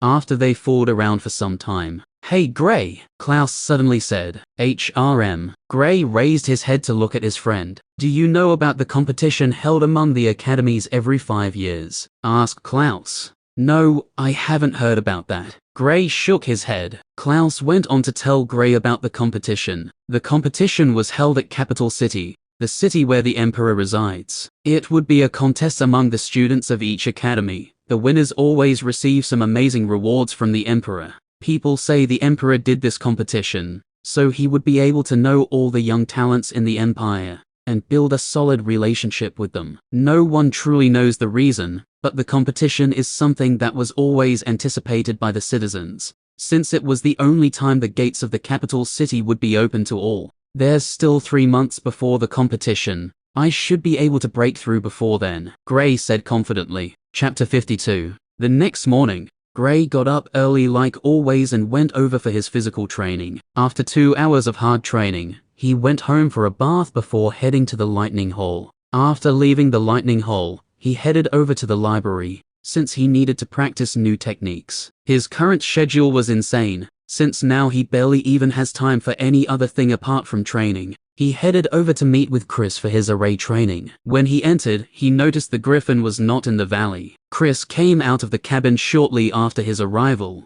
Did you study the scrolls? Asked Chris. Not all of them, answered Gray. After leaving Klaus's place, he went over to Alice's place, since she would probably attack him if she finds out he had returned and didn't visit her. He only started reading after his visits, but he was able to read most of the scrolls. Okay, you'll continue studying them, said Chris. But first and foremost, before you start studying, make me lunch. Chris added shamelessly. He got some chickens and pigs now, so there would be a variety of meats for Gray to choose from when making lunch. Gray was startled by his request again, but didn't think too much. He quickly made lunch for him before starting his study. 2 weeks passed in this manner. Gray would almost always do the same things. The only changes were when he would go to the Earth Hall or the Wind Hall. Although he was only a student of the Earth and Lightning Hall, he was free to head over to the Wind Hall anytime. The only problem was getting wind elemental techniques from the library, since he was only entitled to collecting only Earth and Lightning elemental techniques. Before taking techniques out of the library, the student will have to register it with their school ID. So there is no way for him to take an elemental technique that wasn't in his ID. He had gotten some benefits from going to the Wind Hall, but it didn't amount to much. Another 2 weeks went by without any change. Gray was already making good progress in his training with Chris. Although it's small, it was a good start. He had to read different scrolls for over 2 weeks before Chris felt he was ready to try out making small-scale arrays. He hasn't been able to hang out with his friends during this month. Klaus came over several times, but they didn't do anything fun, since they only talked about a few things. What shocked Gray was the fact that Klaus was still with his girlfriend. He thought they would have already broken up, since Klaus rarely stays up to the 1-month mark. He had sparring sessions with Alice, Reynolds, and Klaus. They were all surprised by how fast he had advanced. Now, only Alice was ahead of him in cultivation. She was already in the 8th stage of the arcane plane. Reynolds was in the same plane as he was. Klaus was lower by a single stage. The competition was a grand event for the students, since they would get a chance to show their abilities to everyone in the Empire. Gray, who was about to head out, suddenly saw Alice, Reynolds, and Klaus walking towards his house. "Good thing we came early. Any later than this, and we would have missed him," Reynolds said. "We're heading to the city. Are you coming along?" asked Klaus. Before Gray could reply, Alice spoke up. "Why are you even bothering to ask him? Of course, he's coming with us," said Alice. Gray felt a headache. He was about to head over to the valley for his array training. "Sorry guys, I really can't go this time. I have to go train. You said the same thing last time." The group all felt Gray trained too much. He rarely has time to go out and have fun. "You train too much. You should go out with us today," Alice said, walking towards Gray. "I really can't guys. Sorry." Gray stood by his first answer. "Are you sure nothing can change your mind?" Alice asked with a grin. "Absolutely not," affirmed Gray. 30 minutes later, Gray and his friends could be seen passing through the gate of Lunar City. On the way, Klaus was still stunned by the scene that played out when Alice tried to persuade Gray. It seems Alice's definition of persuasion was to beat up the person until they agree to her demands. At first, Gray managed to keep up with her, but after she got serious, Gray gave in. Reynolds and Klaus had already decided they would never allow Alice to persuade them for anything in this world. They gloated at Gray's misfortune. "Gray, so what changed your mind?" Reynolds asked for the 10th time while they were walking. When Klaus heard the question, he started laughing. Gray glared at them but refused to answer. He still felt pain in some parts of his body. He never expected Alice would use such methods.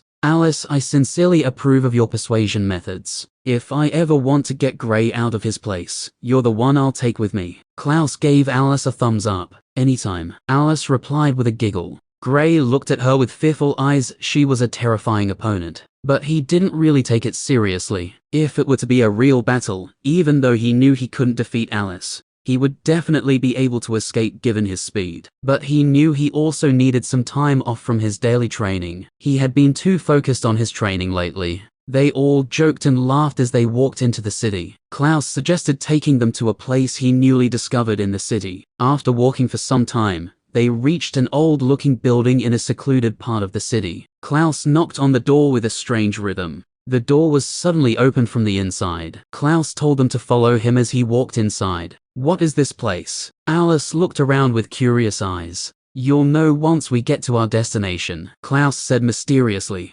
They walked deeper into the building. After passing a series of doors, they started hearing noises. After passing through the last door, the newcomers stood rooted on the spot. They were in what seems to be a huge arena, with 5 battle platforms at the center of the arena. People were cheering for the fighters on the platforms. They looked around and estimated there were over 3,000 people present here. "How did they even build this place?" Reynolds asked, dumbstruck. If he wasn't taken here, there was no way he would believe there was a place like this in the city. "I asked the same question you did the first time I came here. This is an underground fight club. A friend of mine brought me here about a year ago when I came to the city," Klaus said. They searched for a place to sit and watch the battles going on. Gray was surprised to see a student he had seen in the wind hall on the battle platforms. Gray pointed out his discovery to his friends. "Students from the academy come here to battle frequently, since this is different from sparring with fellow students. Although deaths are a rare sight here, injuries are seen frequently, Klaus said.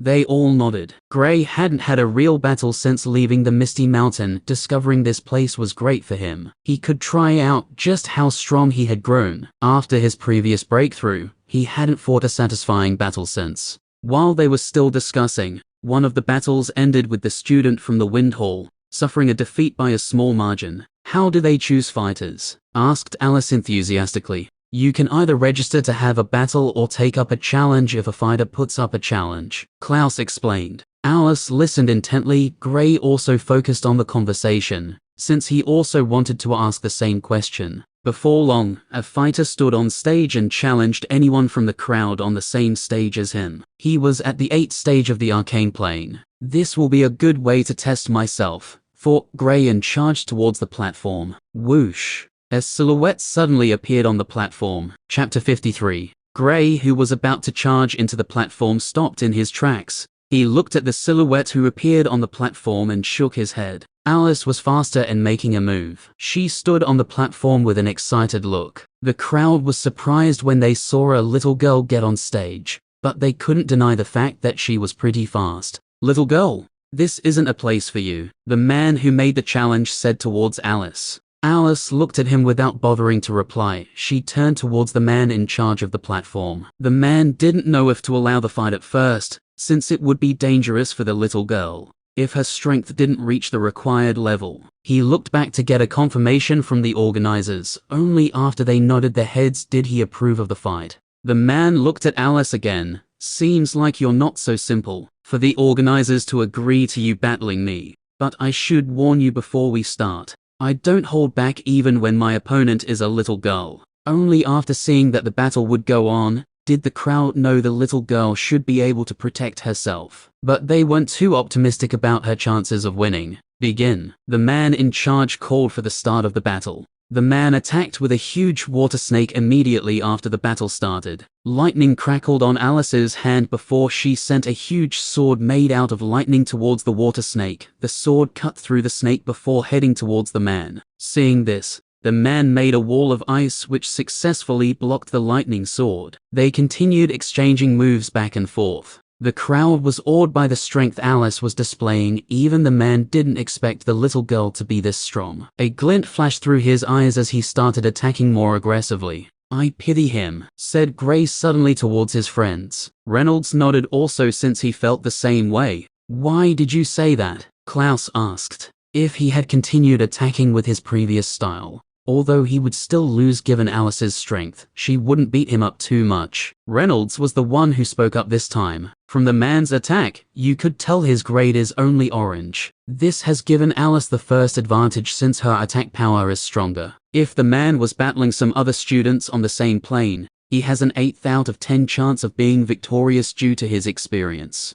But Alice is totally different. She's a battle maniac who enjoys fighting. She already has a great amount of experience from the multiple life and death battles she has engaged in when on a mission. Alice could barely find an opponent in the same stage as her. Gray and Reynolds had spent the most time with her, so they knew her well. The only reason the battle was still ongoing was just her seeking to enjoy a prolonged battle. Alice's attacks suddenly started getting stronger. She wasn't using her full strength. Previously, the man was shocked in his heart and couldn't help but start sweating. He had already used all his strength, but Alice was able to destroy his attacks. At first, he thought she was already at her end and was planning on how she would make a mistake he could capitalize on. The crowd was excited when they saw how spectacular the battle was turning out to be. They all felt lucky being able to watch such an intense battle. They prayed the battle would go on for longer. Only the experienced ones knew the battle would come to an end soon. Since one of the fighters is already on his last leg, that girl is strong, a shocked man said towards his partners.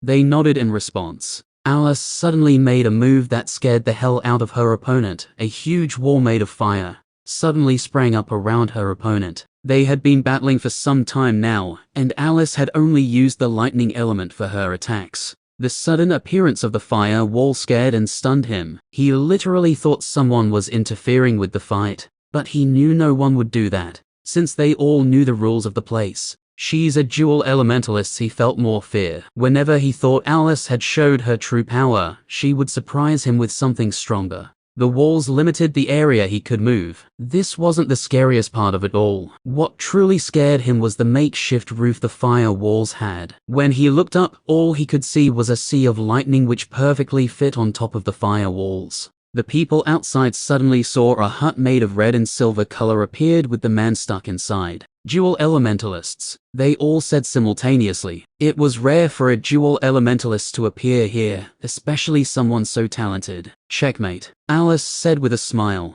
The man who was about to attack and break through the fire walls suddenly felt a chill run down his spine. He raised his head and saw what looked like lightning spears coming out of the roof. When he looked at the walls, he saw the same thing happening, only this time it was fire spears. His legs suddenly went soft, and he dropped to the ground. I give up. He yelled at the top of his lungs to make sure the man in charge heard him clearly. The crowd was surprised by the terrified shout they heard. Alice pouted when she heard the man say this. You're no fun, you didn't even try to block the attack, she complained while first extinguishing the walls and the roof. The crowd suddenly felt their eyes nearly jumped out of their heads. Even Gray and his friends were stupefied by the sight. Did she plan on killing him? Klaus couldn't help but ask in a fearful voice. The man was shaking on the floor with lightning and fire spears surrounding him from all angles. They floated on the same spot for some time before, just like the walls, they extinguished.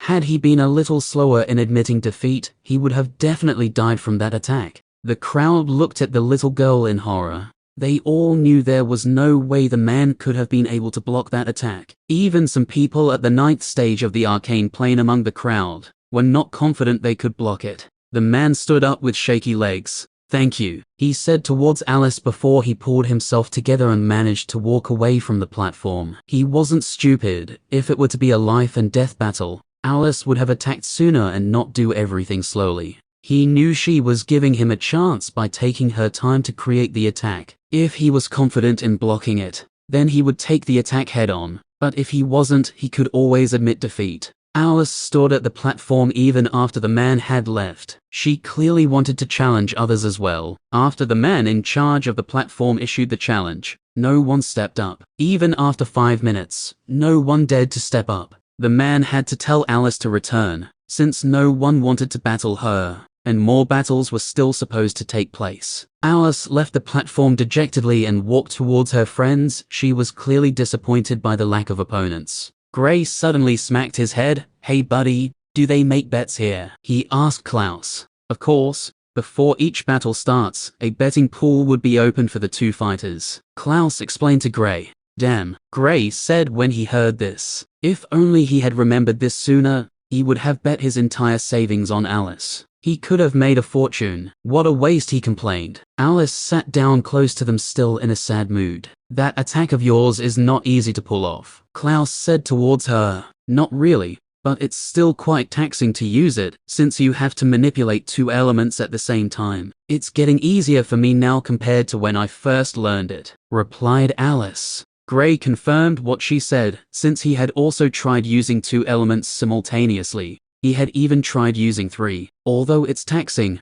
once you get the hang of it, it becomes easier. It's like multitasking yourself. Once you get used to it, it becomes simple. After some time, Gray later went on to battle. Just like Alice, he calmly defeated his opponent. But unlike Alice, he was able to have another battle. Since both Gray and Alice had participated in the battling, Klaus and Reynolds felt left out, so they also participated. Klaus won his first battle, but lost the second one to an elementalist, who was 2 stages higher than him. After leaving the place, they walked into the city and did different fun things before heading back to the academy after sunset. Chapter 54. On their way back to the academy, Klaus opted to stay behind. He wanted to see his girlfriend. The group left the city without him and headed back to the academy. They all knew they had to train harder, since the competition will be taking place within the next 2 months. Gray started cultivating immediately after getting home. He could feel his breakthrough was just around the corner. After breaking through to the late stages of the arcane plane, his strength would increase once again. The next day, Gray's usual routine started, waking up early for his physical training. before choosing to head to the Earth Hall today. After that, he went over for his array training. Immediately after he got into the valley, the first thing he did was head straight towards the farm. Chris surprisingly made a small place where the chickens, pigs, and bunnies were kept. Since Chris always asks him to prepare lunch before his training starts, he decided to prepare the meal immediately after entering to save Chris the stress of asking. When he was done with the meal, he started his training. "Why didn't you come yesterday?" Chris asked while he was still eating. "I was about to come, but Klaus Reynolds and Alice asked me to go with them to the city. Since I have been too busy with my training recently, I decided to take a break and go with them," Gray explained. "You shouldn't train too hard, create some time for yourself," Chris said. He knew all about Gray's tight schedule with his training. "Do you plan on participating in the competition?" Chris suddenly asked. "Yes," Gray nodded. This was the first competition he would take part in. He wanted to know how he would fare when placed among the younger generations. "Good," Chris nodded in approval. He knew Gray would definitely want to participate in it. "Your stage is still too low. You shouldn't have a problem breaking into the 7th stage before the competition. But you should be prepared because those who would participate in this competition are the best in their academy. Some are even more terrifying than that little lass you hang out with," Chris advised. Gray knew what he said was correct. Although he could fight across stages, he wasn't the only one. Alice could do the same without any problem. But this also made him more determined on participating in the competition. Battling with young geniuses would tell him just how far behind he was. This would be a new boost for him to grow quicker and better. "Set up the defensive array you have been practicing," said Chris. He wanted to see the progress Gray had made so far. Gray nodded and got to work. He carefully used his spiritual energy to guide the lightning element in the air and started making patterns on the ground. After 2 hours, he was done with the defensive array. The array only covered a diameter of 3 meters. This was the largest he could make currently. He activated it, and the array lit up. A translucent thin light came out from the array. It had strange lines on it with lightning flickering around it. This array also had attacking properties. If it was touched by anyone, the lightning would immediately attack. It was a special property the lightning element gave it. The lightning element is mainly focused on attack, so even when made into a defensive array, it still had the unique attacking property. Chris nodded. He could tell Gray was improving at a very fast rate. This attributed to how focused Gray was in his training. Gray's speed of learning wasn't the best among all the people he knew, but the amount of time Gray puts into his training was insane. This was the edge he had over others. His learning speed wasn't bad, it was just above average. Coupled with his hardworking nature, it wasn't surprising he was advancing at this speed. "Brown," Chris called out to the griffin. Brown raised her head to look at Chris.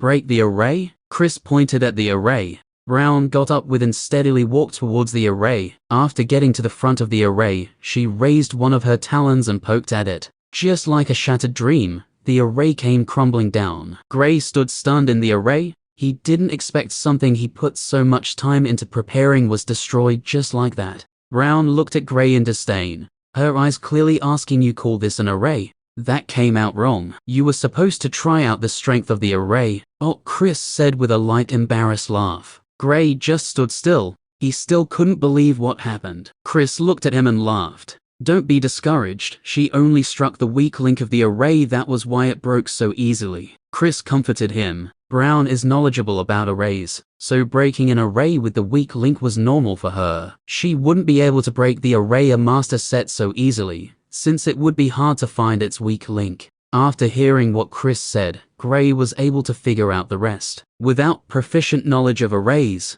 there was no way she would know where the weak link was located. It seems she is even more knowledgeable about arrays than he was. Gray took a short break since making arrays was taxing on his spiritual energy. Only after getting sufficient rest did he make the array once again. This time, Chris made sure to remind Brown to test out the strength of the array. Brown did as ordered and attacked the array. Her first attack wasn't too strong. When it hit the array, the lights dimmed a little, but shone after some time. She increased the strength before attacking it again. When the second attack hit it, cracks appeared on the array. The cracks increased before the array fell apart. Not bad. The current strength of it could withstand the attack of a 3rd stage arcane plane elementalist. Chris acknowledged the strength of the array. Gray felt the same way when he made the array, so the confirmation from Chris proves his senses were right. The strength of the array would increase as he improves in the act. After staying in the valley for another hour,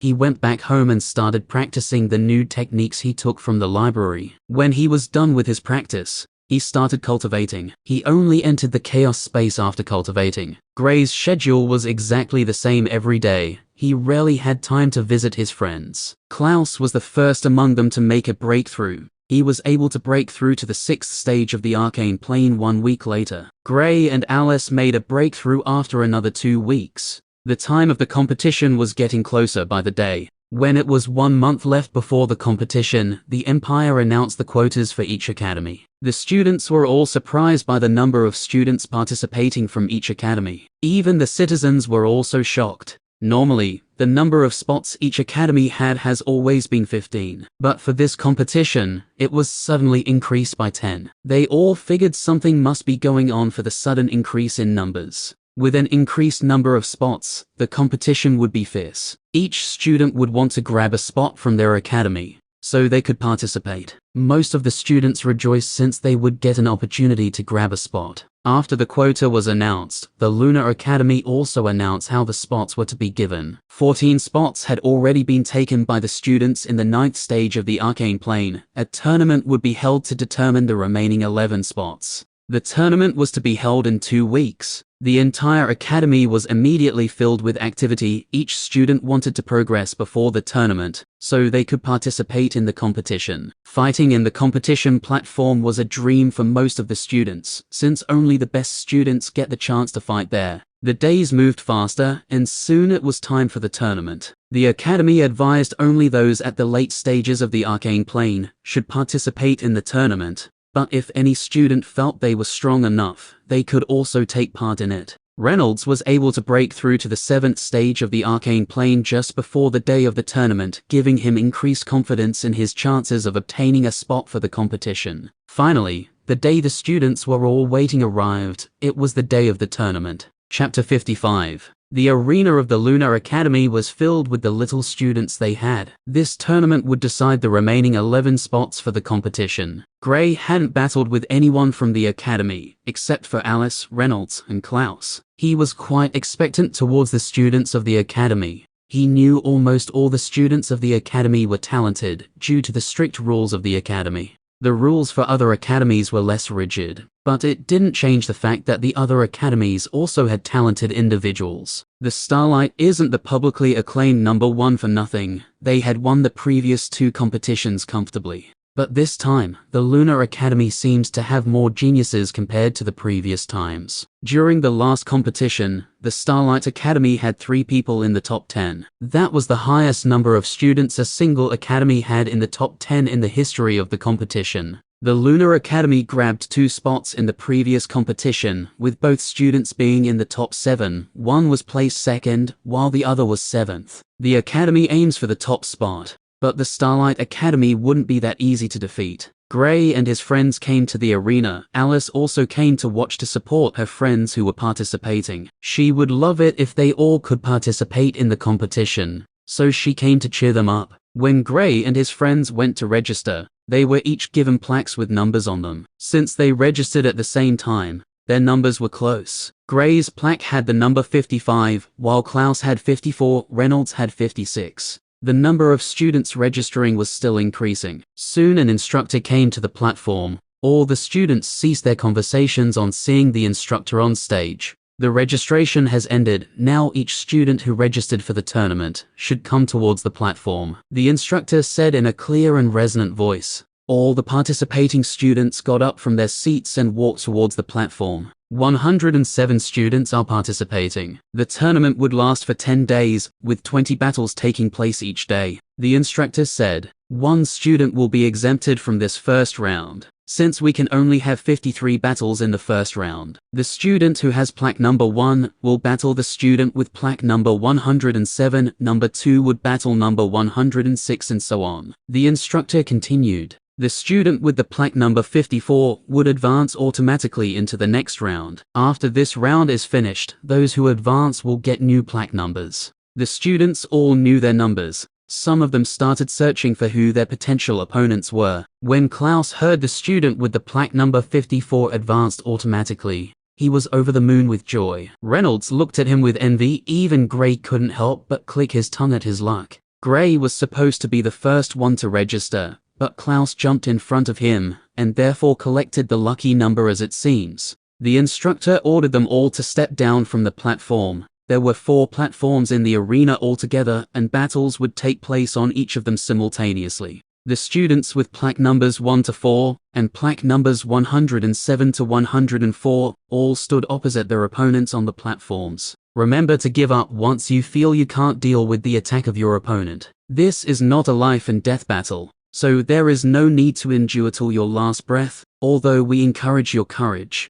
it doesn't mean you should get yourself killed. Once you see your opponent can no longer fight back, you are not allowed to continue attacking. After your opponent admits defeat, you are not allowed to attack them. Are we clear? The instructor asked after telling them the rules. Yes, the fighters answered together. All right, begin. The instructor nodded his head before leaving the platform and going to the side. He would step in immediately any of the students is in danger. Instructors were also assigned to the other 3 platforms. After they were all ready, the battles commenced. Gray and his friends decided to stay and watch the battles. There would be 20 battles today, and they weren't among the fighters. Watching the battles of others was a good way to also learn. The students who weren't participating in the tournament because of their low levels were all watching the battles with interest. They were all excited at the thought of the battles, since they all enjoyed watching battles. There would be 5 sets of battles taking place today on all 4 platforms,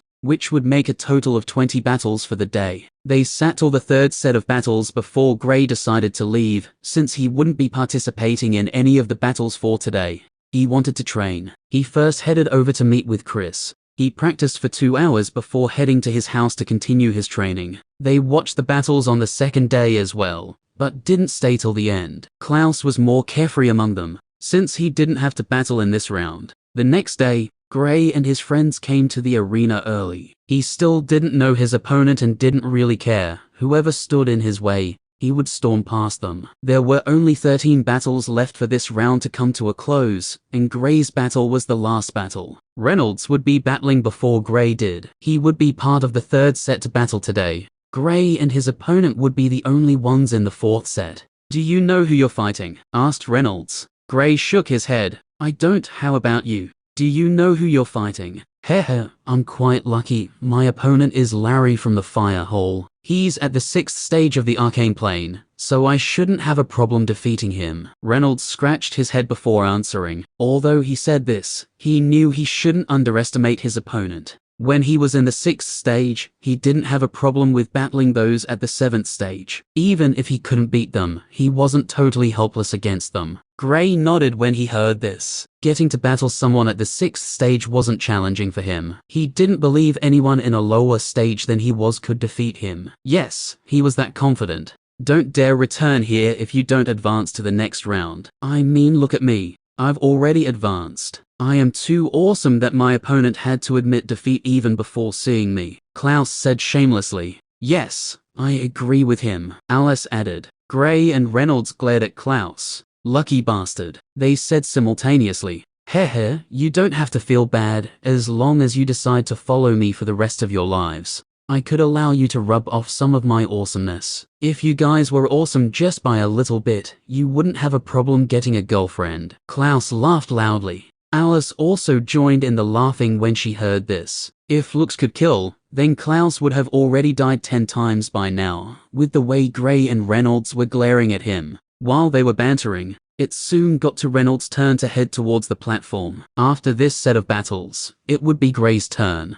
"Make sure to win," Alice said. "Of course. I can't bring shame to our group, right?" Reynolds asked with a smile as he walked confidently towards the platform. Both fighters on the platform majored in the offensive. Their elements were focused mainly on attacking, so it was going to be an interesting battle. The battle soon started, and Reynolds charged towards his opponent, before sending an orb made of lightning towards his opponent. When the orb got within 10 feet of his opponent, it immediately exploded and sent lightning towards him. On seeing the attack, Larry didn't panic and used a sea of flames to block out the attack. He knew there was no way he could match up to Reynolds in terms of speed, so he had to keep a cool head and defended calmly. The battle went on for some time, and Reynolds couldn't find a chance to deal a strong attack on Larry. He didn't rush and took his time. He knew just like how he was searching for an opportunity, his opponent was also doing the same. Their battle was the most intense one among all the battles which were taking place. It was as spectacular as it was colorful due to the series of attacks from both fighters.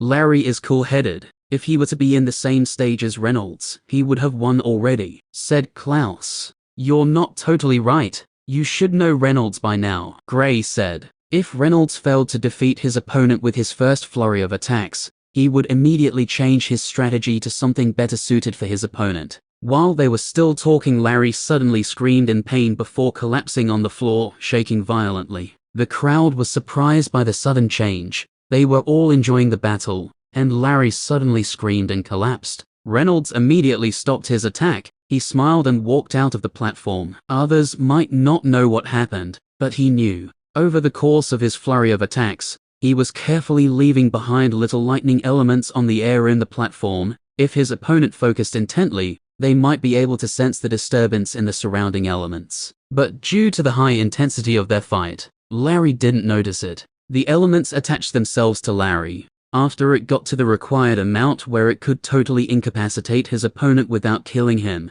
he activated them. Reynolds win. The instructor announced the result. Reynolds walked towards his friends confidently. How was it? He asked. Not bad. Your strategy was amazing, even I wouldn't notice it. Gray said. He was stunned by the attack his friend used. Although it took time, it was very effective. They all laughed before the instructor called out the last battle. Next up, plaque number 53 and 55. They're calling me, I'll be back soon. Gray stood up and calmly headed towards the platform with calm and confident footsteps. Good luck, Klaus said. Yeah, luck. A little smile formed on his face. Chapter 56. Gray stood calmly on the platform and stared at his opponent. He couldn't help but sigh with disappointment. His opponent was a girl from the Wind Hall. Gray had seen her some of the times he had attended classes there. Although they weren't friends, they were still acquainted. She was in the 7th stage of the arcane plane, but there was no way she was an opponent for Gray. Although he was disappointed,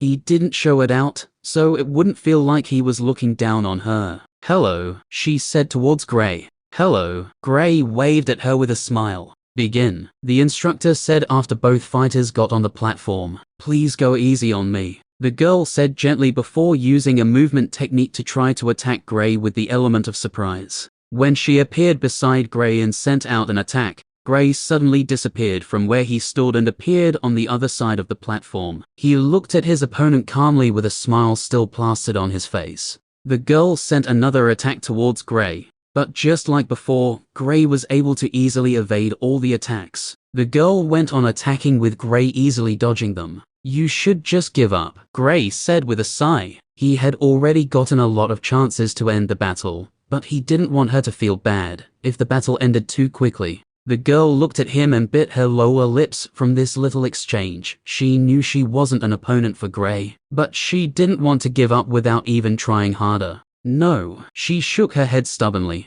Okay, Gray answered before disappearing from her view once again. There was no need to extend the fight any longer. He had already allowed her to show some of her abilities. The sooner he ends this, the quicker he could start training for today. Earth spikes suddenly came out of the ground. The girl immediately jumped upwards in a bid to dodge the attack. While she was still airborne, Gray appeared behind her and struck her on the neck. Since she was a student from the academy, he didn't want to hurt her. She was surprised by the sudden appearance of Gray behind her. Before she could think of a way to maneuver, she suddenly blacked out. Gray caught the unconscious girl so she wouldn't hurt herself before handing her over to the instructor. The instructor nodded when he saw Gray's conduct. It was clean and effective. He could tell Gray was not like most of the students from how he fought. Gray must have engaged in different life and death battles. After handing her to the instructor, Gray walked out of the platform. It was like he didn't even take part in the fight that just took place. Only the students at the 8th stage could excite him a little,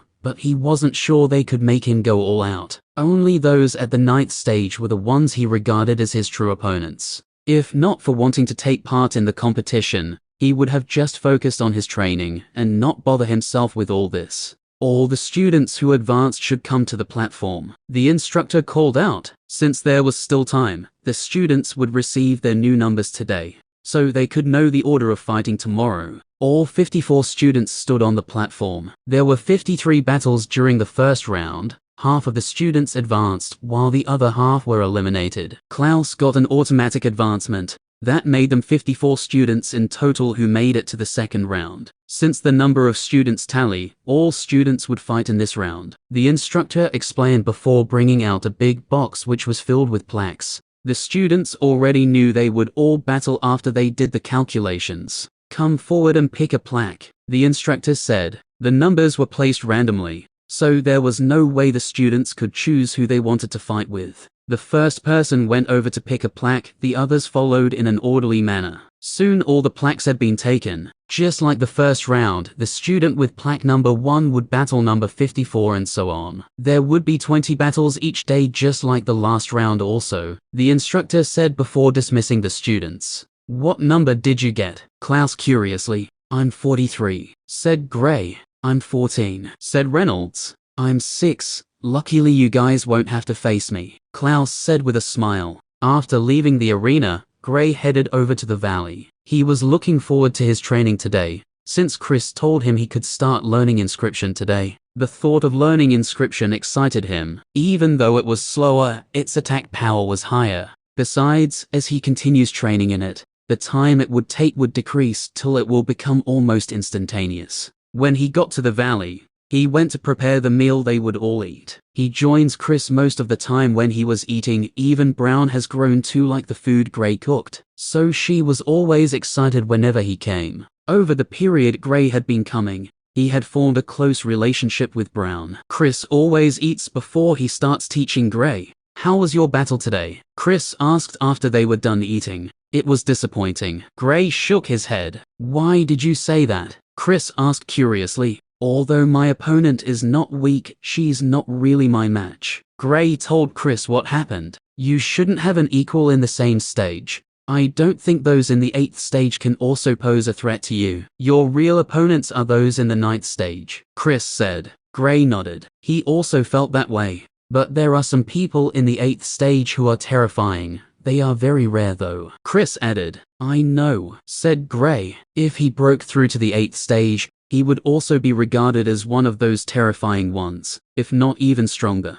Good, now to the business of today. I would teach you the basics of inscribing. Since you already have a good foundation in arrays, it shouldn't really be too hard for you to do. Chris went on to teach Gray how to inscribe. It's just like making an array, only quicker, and it's done on the air, Gray said. Yes, now that you know the basics, with your knowledge of arrays, you shouldn't have a problem with it. Chris went back to his chair. Since he had already shown Gray what to do, all he had to do was watch Gray practice, and correct him if he makes any mistakes. Gray followed Chris's instructions and tried inscribing, but failed. It was within his expectations as he didn't think he would be able to make it immediately. He continued with his practice. Although he was failing, from his failure he was able to get more experience with inscribing. After staying till sunset, Gray headed home. He was unable to inscribe, but he had made some progress nonetheless. He did his usual training after getting home before going to bed. Since he would be battling tomorrow,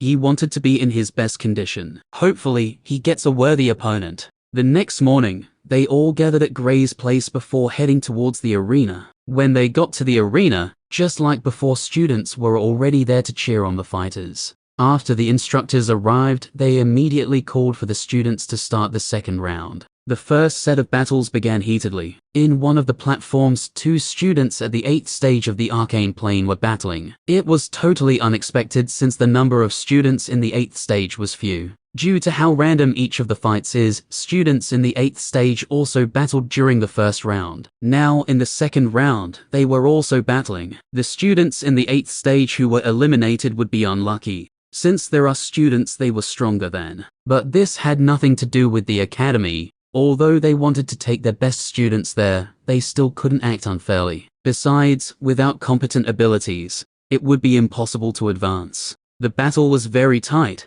But just like all battles in a tournament, there was a winner. The student from the Earth Hall was able to beat the one from the Fire Hall. After the first round of battles, the second round began. Klaus would take part in the second round of the battle. It was the first time he was going to fight, and he couldn't help but be excited. His opponent was from the Water Hall just like him, but was one stage higher than him. Among the group, Klaus was the one who is the most playful, but they all knew deep down, he was just as hardworking as they were. Klaus could also battle across stages, so the result of the battle was unknown. After a long fight, Klaus was able to clinch victory. He was nearly defeated a couple of times, but he managed to pull through and win. It was Gray's turn the next set, and just like the last time, he got someone who was at the 7th stage. The only difference was his opponent was a boy from the Water Hall. How disappointing. Gray sighed in his heart as he looked at his opponent. He didn't waste his time and ended the battle quickly since he had to go practice. Chapter 57. Reynolds came up and also won his battle against a student at the 7th stage of the Arcane Plane. The student was from the Earth Hall, so he mostly focused on defense. Reynolds just bombarded him with a series of attacks until his opponent made a mistake from the pressure. After Reynolds' battle came to an end, the group exited the arena. Since they had already battled, they had no other reason to stay. They all wanted to go train and focus on the next task ahead. Gray headed to the valley to continue practicing inscribing. It wasn't going to be easy. The only way he could truly get the hang of it was through trying continuously. He failed, he tried again, he failed again, he tried again. The cycle went on till he went home. Even after getting home, he still continued with his practice. He could feel he wasn't too far away from making his first inscription, so he continued doing it even after the failed attempts. Since he wouldn't be having a battle tomorrow, he stayed up late because of his practice. The night passed with Gray still being unsuccessful. He managed to get up early, albeit tired. The pressure inscribing placed on spiritual energy was huge, and because he did it over again the previous day,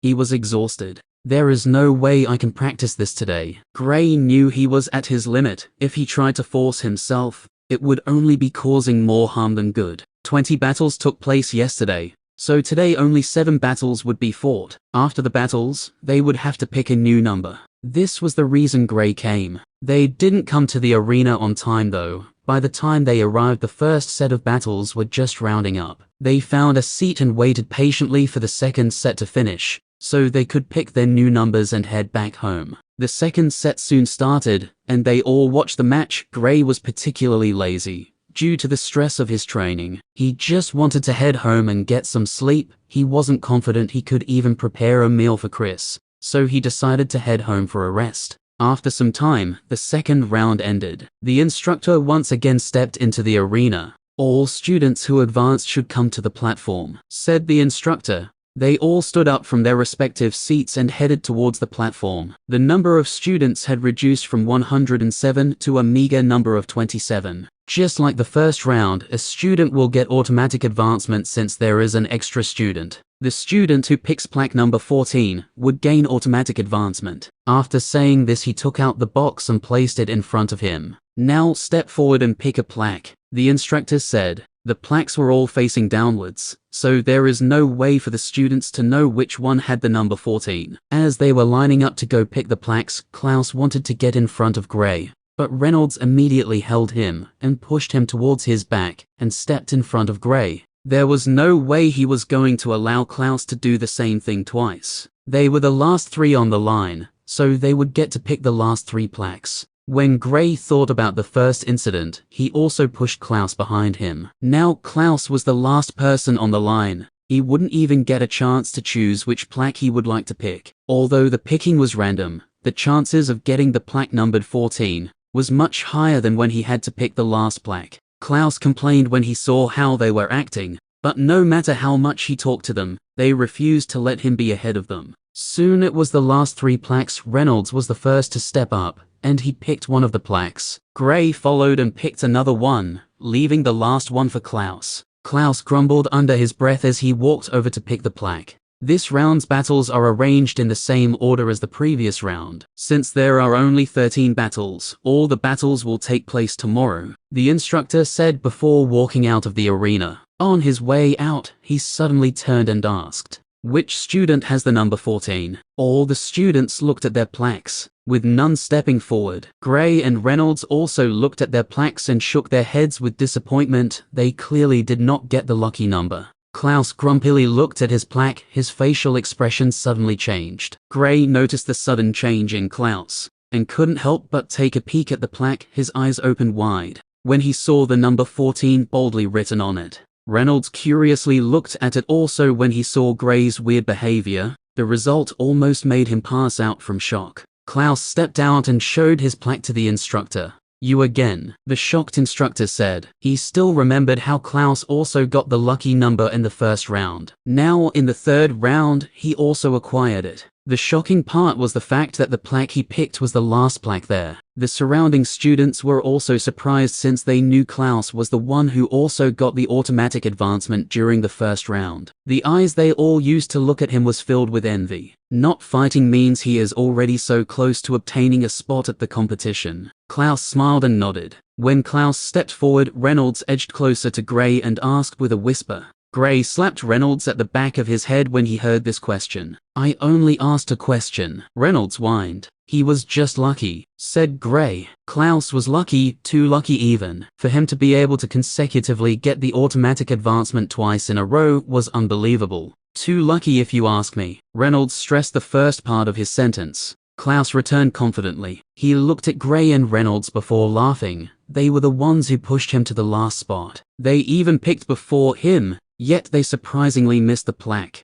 They all headed back towards their seats to meet up with Alice before leaving. "How did it go?" asked Alice. "It went well," Klaus replied with a grin. "Oh, I saw you meeting with the instructor. Was there a problem?" the curious Alice asked. "It really isn't a problem per se. I got the automatic advancement." Klaus spoke like it was something normal. When Alice heard this, even she couldn't help but wonder how lucky Klaus was. Getting the automatic advancement twice in a row was something that had never happened in these sorts of tournaments before. "I'm just too awesome." Once again, my awesomeness scared my opponent into admitting defeat without even seeing me. "You should learn from me. My lessons start at sunset every day. You should not miss it, especially you, Gray. You haven't hooked up with one girl since you came to the academy," Klaus said shamelessly. Gray glared at him when he heard the last part of the statement. Alice giggled when she heard this, and Reynolds couldn't help but chuckle. "I still haven't found the right one," Gray said, gritting his teeth. Klaus has always used this to mock him,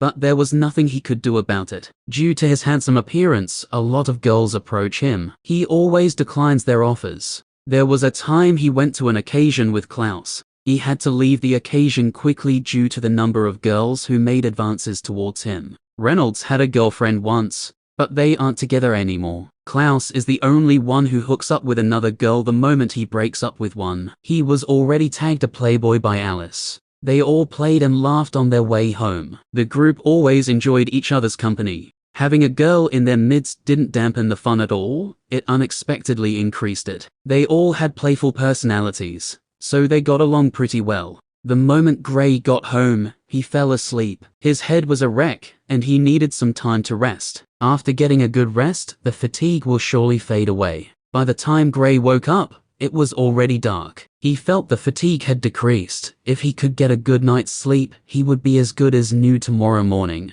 if not even better. Gray had a meal before he continued his rest. This was the first time in a while now that he got a good rest, and it felt refreshing. Chapter 58. The next morning, Gray woke up earlier than usual. He felt very refreshed after the long rest he had. Since he still had time before the tournament starts for the day, he went out for his physical training. He noticed his spiritual energy was stronger than it was previously. With the increase in spiritual energy, he noticed he could feel the elemental particles in the air more clearly, and his mind was more relaxed, which in turn increased his focus. He felt his control over the elements was better than before. "I should be able to attempt it now," Gray said confidently. When he noticed how strong his spiritual energy was, he suddenly remembered there was a technique he had, but had never attempted it since acquiring it. Elemental fusion. He got the technique after breaking through to the arcane plane, but he had never once tried to attempt it, since he felt his control over the elements wasn't good enough yet. But with this current increase in spiritual energy, his confidence increased.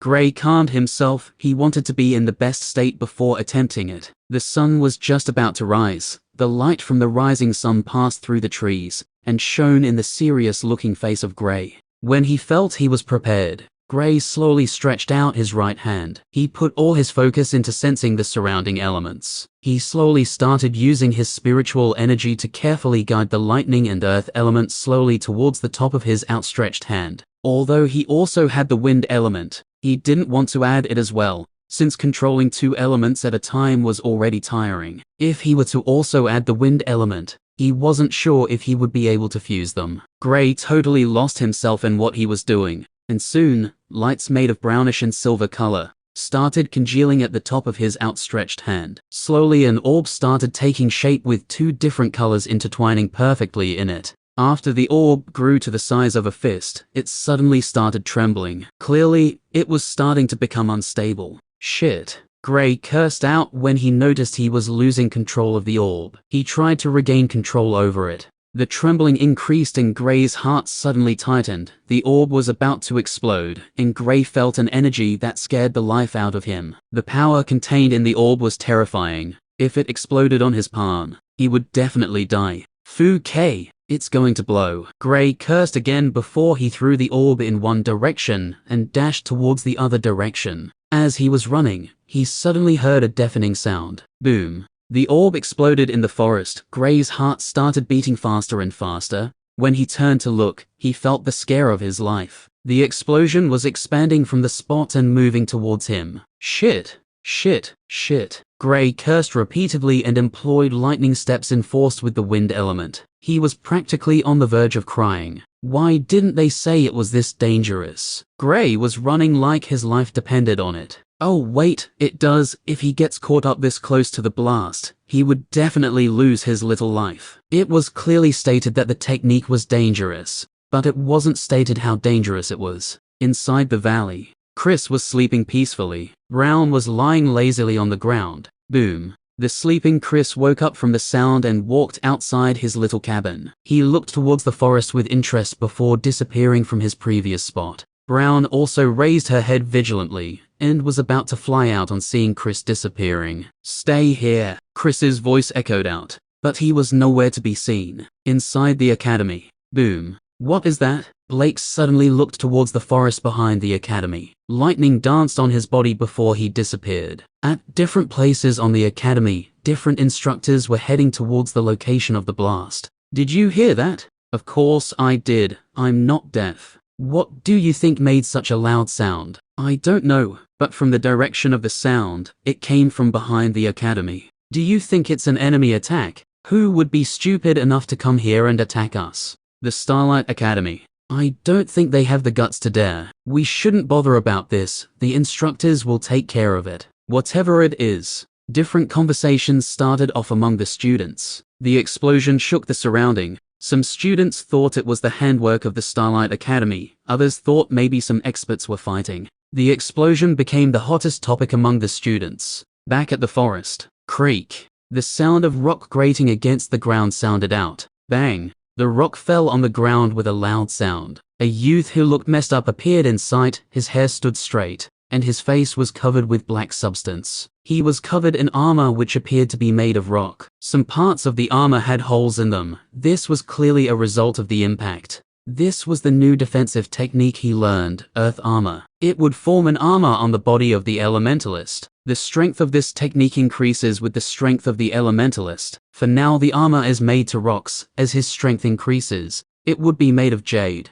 before turning to crystal, and then finally diamond. Gray looked at his surroundings with a disoriented look. He was still playing out what just happened. Gray was currently over 600 meters away from the blast. After the blast occurred, Gray tried running, but he was unable to surpass the speed at which it was moving. Luckily, he managed to get to the outer regions of the blast, where the strength of the blast wasn't as strong as the central region. Gray made an earth wall to try to reduce the impact of the blast. After doing that, he also used earth armor to protect himself. He had to be extra sure. Fortunately, the wall was able to help him reduce the impact, but he still suffered from the little that passed through. I could have lost my poor little life if I didn't act fast. Gray whipped off the sweat on his face. He truly did feel fear when he lost control of the orb. The earth armor started falling apart from his body. The instructors will probably come here after this blast. What will I tell them if they ask me what happened? There is no way the blast won't attract the instructors over, and since Gray was currently the only one near the blast, they would naturally question him.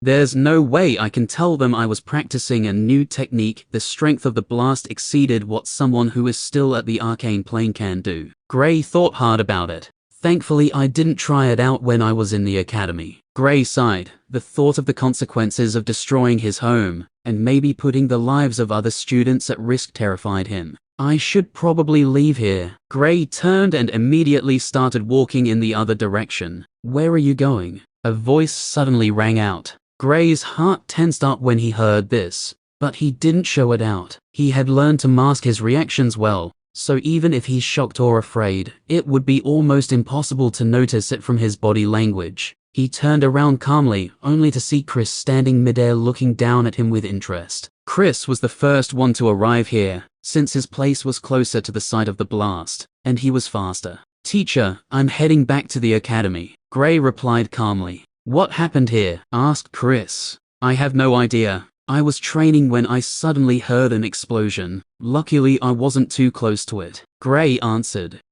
Okay. You should head back now. Yes, teacher, Gray said and quickly dashed away from the place. Chris's eyes followed the shadow of Gray till he disappeared from his sight. Seems like this cook of mine has some secrets. Interesting. Chris heard everything Gray said when he arrived. When he arrived at the site of the explosion, he didn't sense anyone. He knew there was no way the person who did this attack would have already escaped before he arrived. He suddenly heard movements coming from some distance away and headed towards the place. When he arrived, he saw Gray pushing off a wall he used to protect himself from the blast. After hearing what he said, he knew this was done by Gray. But what he still couldn't figure out was how someone in the arcane plane could make an attack which strength equals someone at the early stages of the origin plane. It just doesn't make sense. Whoosh. Chris looked over when he heard this. He saw Blake coming towards him at a very fast speed. Blake quickly appeared in front of him.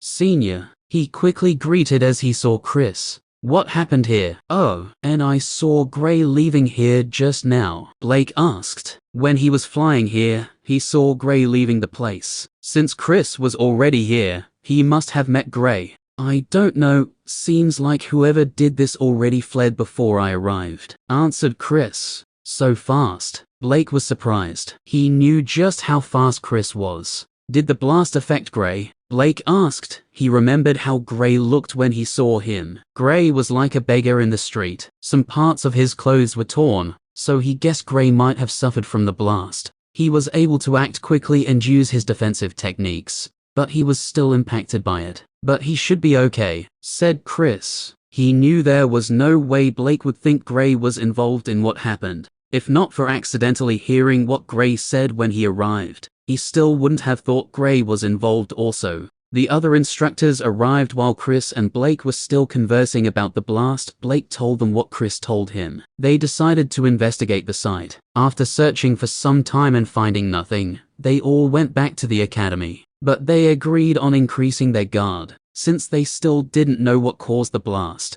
Gray got back to his house and finally heaved a sigh. I was lucky today, but I did learn some things from this attempt. Although he was scared by the blast, he was also amazed by the strength of it. If he could master it, he would be able to easily defeat everyone in the arcane plane. He wouldn't even be scared of battling those in the first stage of the origin plane. Gray decided not to attempt it for now, since he wasn't as confident anymore. But he would try it again in the near future. After he took his bath, he waited for his friends to arrive before they headed towards the arena. Chapter 59. The group headed towards the arena while discussing the blast that occurred. Klaus was particularly lively about the topic. He was adamant the explosion was caused by two experts fighting. He even came up with a conjecture that Gray couldn't help but wonder if he was talking about the explosion he made. If Gray wasn't the one who made the blast, he would feel what Klaus said might be what truly happened. It made so much sense that you can't dispute it.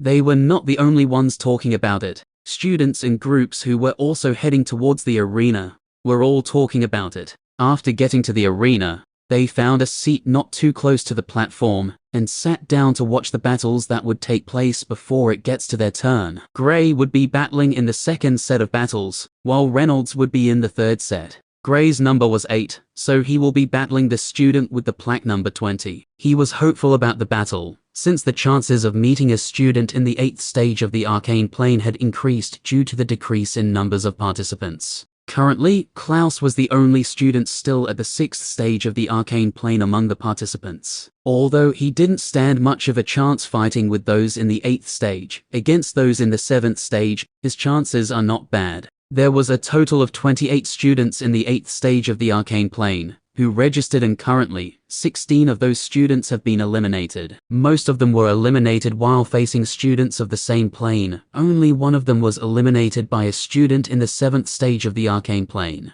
The name of the student was Damien. He was a student from the Earth Hall, and he is currently the one with the most eye-catching performance so far in the tournament. Even Gray and his friends acknowledged his strength. The first round of battles soon started, and Damien was among the first set of fighters. His opponent was someone from the Lightning Hall who was also at the 7th stage just like him. Compared to most Earth Elementalists, Damien didn't focus fully on defense. He was focused more on attacking. Among all the elements, the Earth element is regarded as the mightiest element. Unlike the rest elements, the Earth element relies mostly on brute strength. "Who do you think will win?" asked Klaus. "Which of the battles are you asking about?" Alice asked. There were currently 4 different battles going on, and one of them had 2 fighters in the 8th stage battling. "The one with Damien," replied Klaus. "Given the strength he has shown so far, he shouldn't have a problem with defeating his opponent," Reynolds said. He didn't have full confidence in defeating Damien,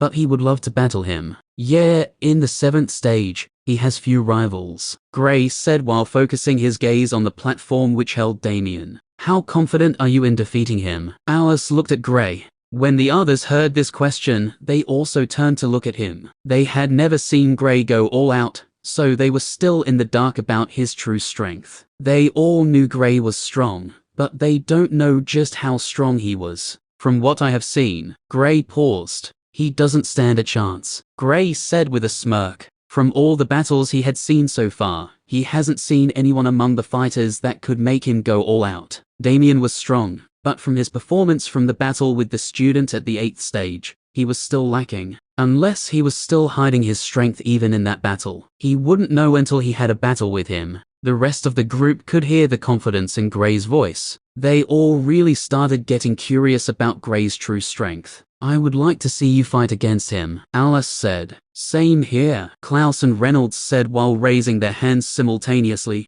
clearly agreeing with what Alice said. They also wanted to see Gray battle against Damien. "I think we would get the chance," Gray smiled. They watched the battle of Damien and the lightning user. From the way Damien attacks, you could tell he was an experienced fighter. His strike was as precise as they were deadly. All his attacks were well planned out. His opponent started struggling just after the fight started. The battle went on for another 3 minutes before he finally yielded. He couldn't get past Damien's defense, and he was being struck by his attacks. He could barely stand, so there was no need to endure the pain when he knew there was no hope in winning this. Damien was the first to defeat his opponent among those in this set of rounds. After his victory, he walked to a less crowded space in the stands and took his seat. Soon the first set of battles ended, and it was time for the second set to begin. Gray headed to the platform. His number was called. He stood and waited for his opponent to arrive. He soon heard footsteps and saw a fairly handsome youth ascending the stairs to the platform. Finally, Gray almost said this out loud. "Ready?" asked the instructor. "Yes, yes," both fighters answered. Gray was a little excited. He would be able to finally test out the strength of a student at the 8th stage of the arcane plane. "Begin." Crack. Bam. As soon as the instructor finished his words, both fighters immediately sent out attacks towards their opponents. Gray sent out a series of lightning towards his opponent, who countered with his own attacks. They exchanged some more moves, with Gray holding a clear advantage in the exchange. They both stopped and looked at each other. Gray smiled towards his opponent. "Earth tremor," Gray muttered under his breath before he stomped one of his feet on the platform. Rumble. The platform starting vibrating, and his opponent nearly lost his footing from the sudden vibration. The sudden commotion immediately attracted more attention from the crowd. Since 4 battles were going on, some students pick a specific battle to watch and just forget about the rest. It's not like they could watch them all at the same time. But if any of the battles in the other platforms start getting exciting, it immediately draws their attention towards it.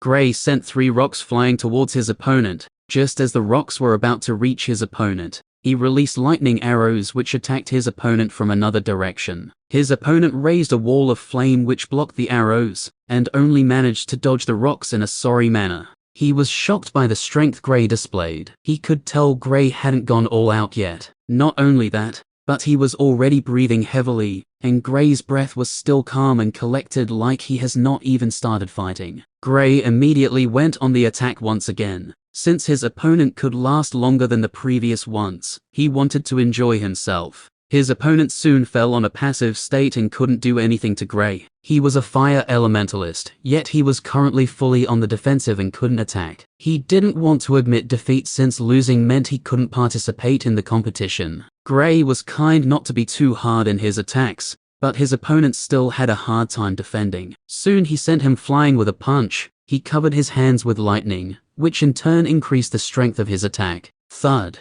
His opponent fell on the platform and passed out. The instructor came to check on him, and noticed he only passed out. He also checked to see if his injuries were severe. Luckily Gray was lenient with him, so he didn't really have any severe injuries. As long as he gets a good rest, he should be okay. Gray wins, the instructor announced. Some students cheered when the battle ended. Gray walked towards his friends before seating calmly. Gray suddenly raised his head and looked in a specific direction. He saw Damien staring at him intently with eyes filled with fighting intent. Seems like I attracted his attention. Gray smiled at Damien before shifting his gaze back to the platform. This was the first time Gray had fought more than a minute. The first battle he fought only lasted about 1 minute, and the second one was even shorter. He hasn't attracted much attention since his battles had ended too quickly. People only felt he was strong since he was able to end his battle quickly. This battle only showed them a little glimpse of his strength. Hopefully he doesn't disappoint me, thought Gray with a smile. Chapter 60. The second set of battles finished and the third set started immediately. Reynolds was part of the third set. As long as he didn't meet an opponent in the 8th stage of the arcane plane, his chances of victory were high. If his opponent is in the 7th stage. Luckily, his opponent was a water elementalist in the 7th stage of the arcane plane. They fought for a couple of minutes before Reynolds got the upper hand. His opponent tried everything he could to reverse the situation, but the moment he allowed Reynolds to gain the upper hand, he lost the match.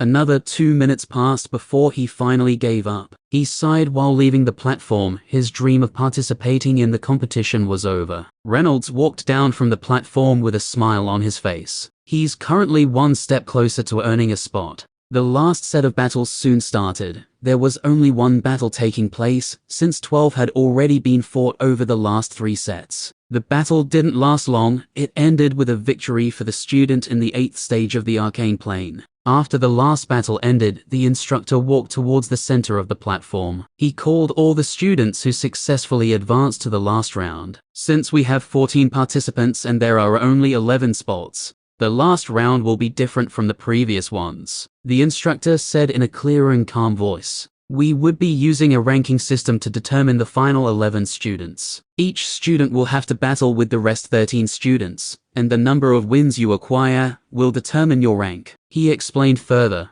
Conversations immediately started amongst the participants. With this new system, they wouldn't have a problem even if they lost. It was good news for the remaining few students in the 8th stage of the arcane plane. Gray felt excited about this. With this new system, he would be able to battle with each of the students at the 8th stage of the arcane plane. Currently, there were only 7 students at the 8th stage of the arcane plane. There were 2, in particular, he really wanted to battle with. They were the ones he felt were the strongest amongst the participants. Including Gray, there were 6 participants in the 7th stage of the arcane plane. Klaus was the only one who was on the 6th stage, and this made him stand out from the rest. Having the weakest stage amongst them, the chances of him qualifying was not good. But they wouldn't write him off yet. Surprisingly, Klaus had only fought just 1 battle in the 3 rounds which took place. From the strength he displayed when he defeated his opponent, he had a shot at getting a spot. The instructor brought out the box as usual, which had 14 plaques inside, numbered accordingly. The students all stepped forward to pick a plaque. Each student will get to fight 4 battles each day. This round will last for 4 days. The instructor told them the rules of the round. Now go home and rest properly. Tomorrow the 4th round begins. The instructor left after this statement. Seems like he has his eyes on you. Klaus didn't miss the little exchange between Gray and Damien. He's not that bad, his grade is most likely blue. Gray replied after giving it some thought. Yeah, but he's too, how should I put it? Klaus thought of the right word to use. Moody. Reynolds joined in the conversation. Yes, that's the word. He's too moody. Klaus said. You don't expect everyone to be like you, right? Gray raised a brow. How can you live a life that isn't fun? Asked Klaus. You can't, Reynolds said firmly. You see, even Ray understands the importance of fun, Klaus said, pointing at Reynolds. Bastard, what's that supposed to mean? Reynolds cursed out on hearing Klaus's remark. Reynolds and Klaus immediately got into a heated cursing episode. The surrounding students all looked at them with weird eyes. Gray tried creating some space between them so others wouldn't think he was with them. And where do you think you're going? Klaus called out to Gray when he saw him creating a distance between them. Fu K. Gray cursed. And soon, the 2-man cursing team turned into a 3-man team. In the midst of cursing, they managed to walk back to their seats. On seeing the boys acting this way, Alice couldn't help but giggle. Being with them, especially Klaus, was always fun. There was rarely a dull moment in his life. After leaving the group, Gray headed towards the valley for his training. He was a little bit more experienced about it, and knew he shouldn't try it all through the day. It wouldn't be great if he was exhausted before his battle. On his way to the valley, he passed through the place the blast occurred. The trees were all destroyed after the blast. Gray didn't come back to the main spot it exploded, so he didn't know the extent of the damage. Seeing the damage it made, he took in a deep breath. He still felt lingering fear towards the orb that exploded. The blast would have surely taken his life had he been close to it. He smiled wryly when he thought of it before walking towards the valley. When he entered the valley, a huge shadow suddenly launched towards him. Brown. Gray called out on seeing the shadow. He placed his hand on the body of the griffin. His fingers ran through the hair on the neck of Brown, before reaching the fur on the body. What a magnificent creature! Gray was awed by the griffin. When he went in, Chris was not in the valley. He guessed he must have gone out. This was not the first time he comes and didn't find him in the valley. Sometimes even after his training, Chris still wouldn't have returned. Gray still prepared the meal since Brown was waiting patiently for it. When he was done with eating, he immediately started his training. He could feel he would be able to inscribe soon. He hoped to successfully learn to inscribe before he heads to the competition, which would give him a trump card when battling with those at the 9th stage. Gray calmed himself and focused on making the inscription midair. After some time, a symbol suddenly lit up in the air, but it died down just as quickly. Gray was exhilarated by the initial success. This shows he wasn't far from it. Maybe he could even succeed today or the next. He continued his training, and sometimes he would be able to get the symbol to last longer, while other times he wouldn't be able to make it appear at all. This is the end of this video. Thank you guys for listening. Hope you enjoyed and wish you wonderful rest of the day. The Silent Ruptors out.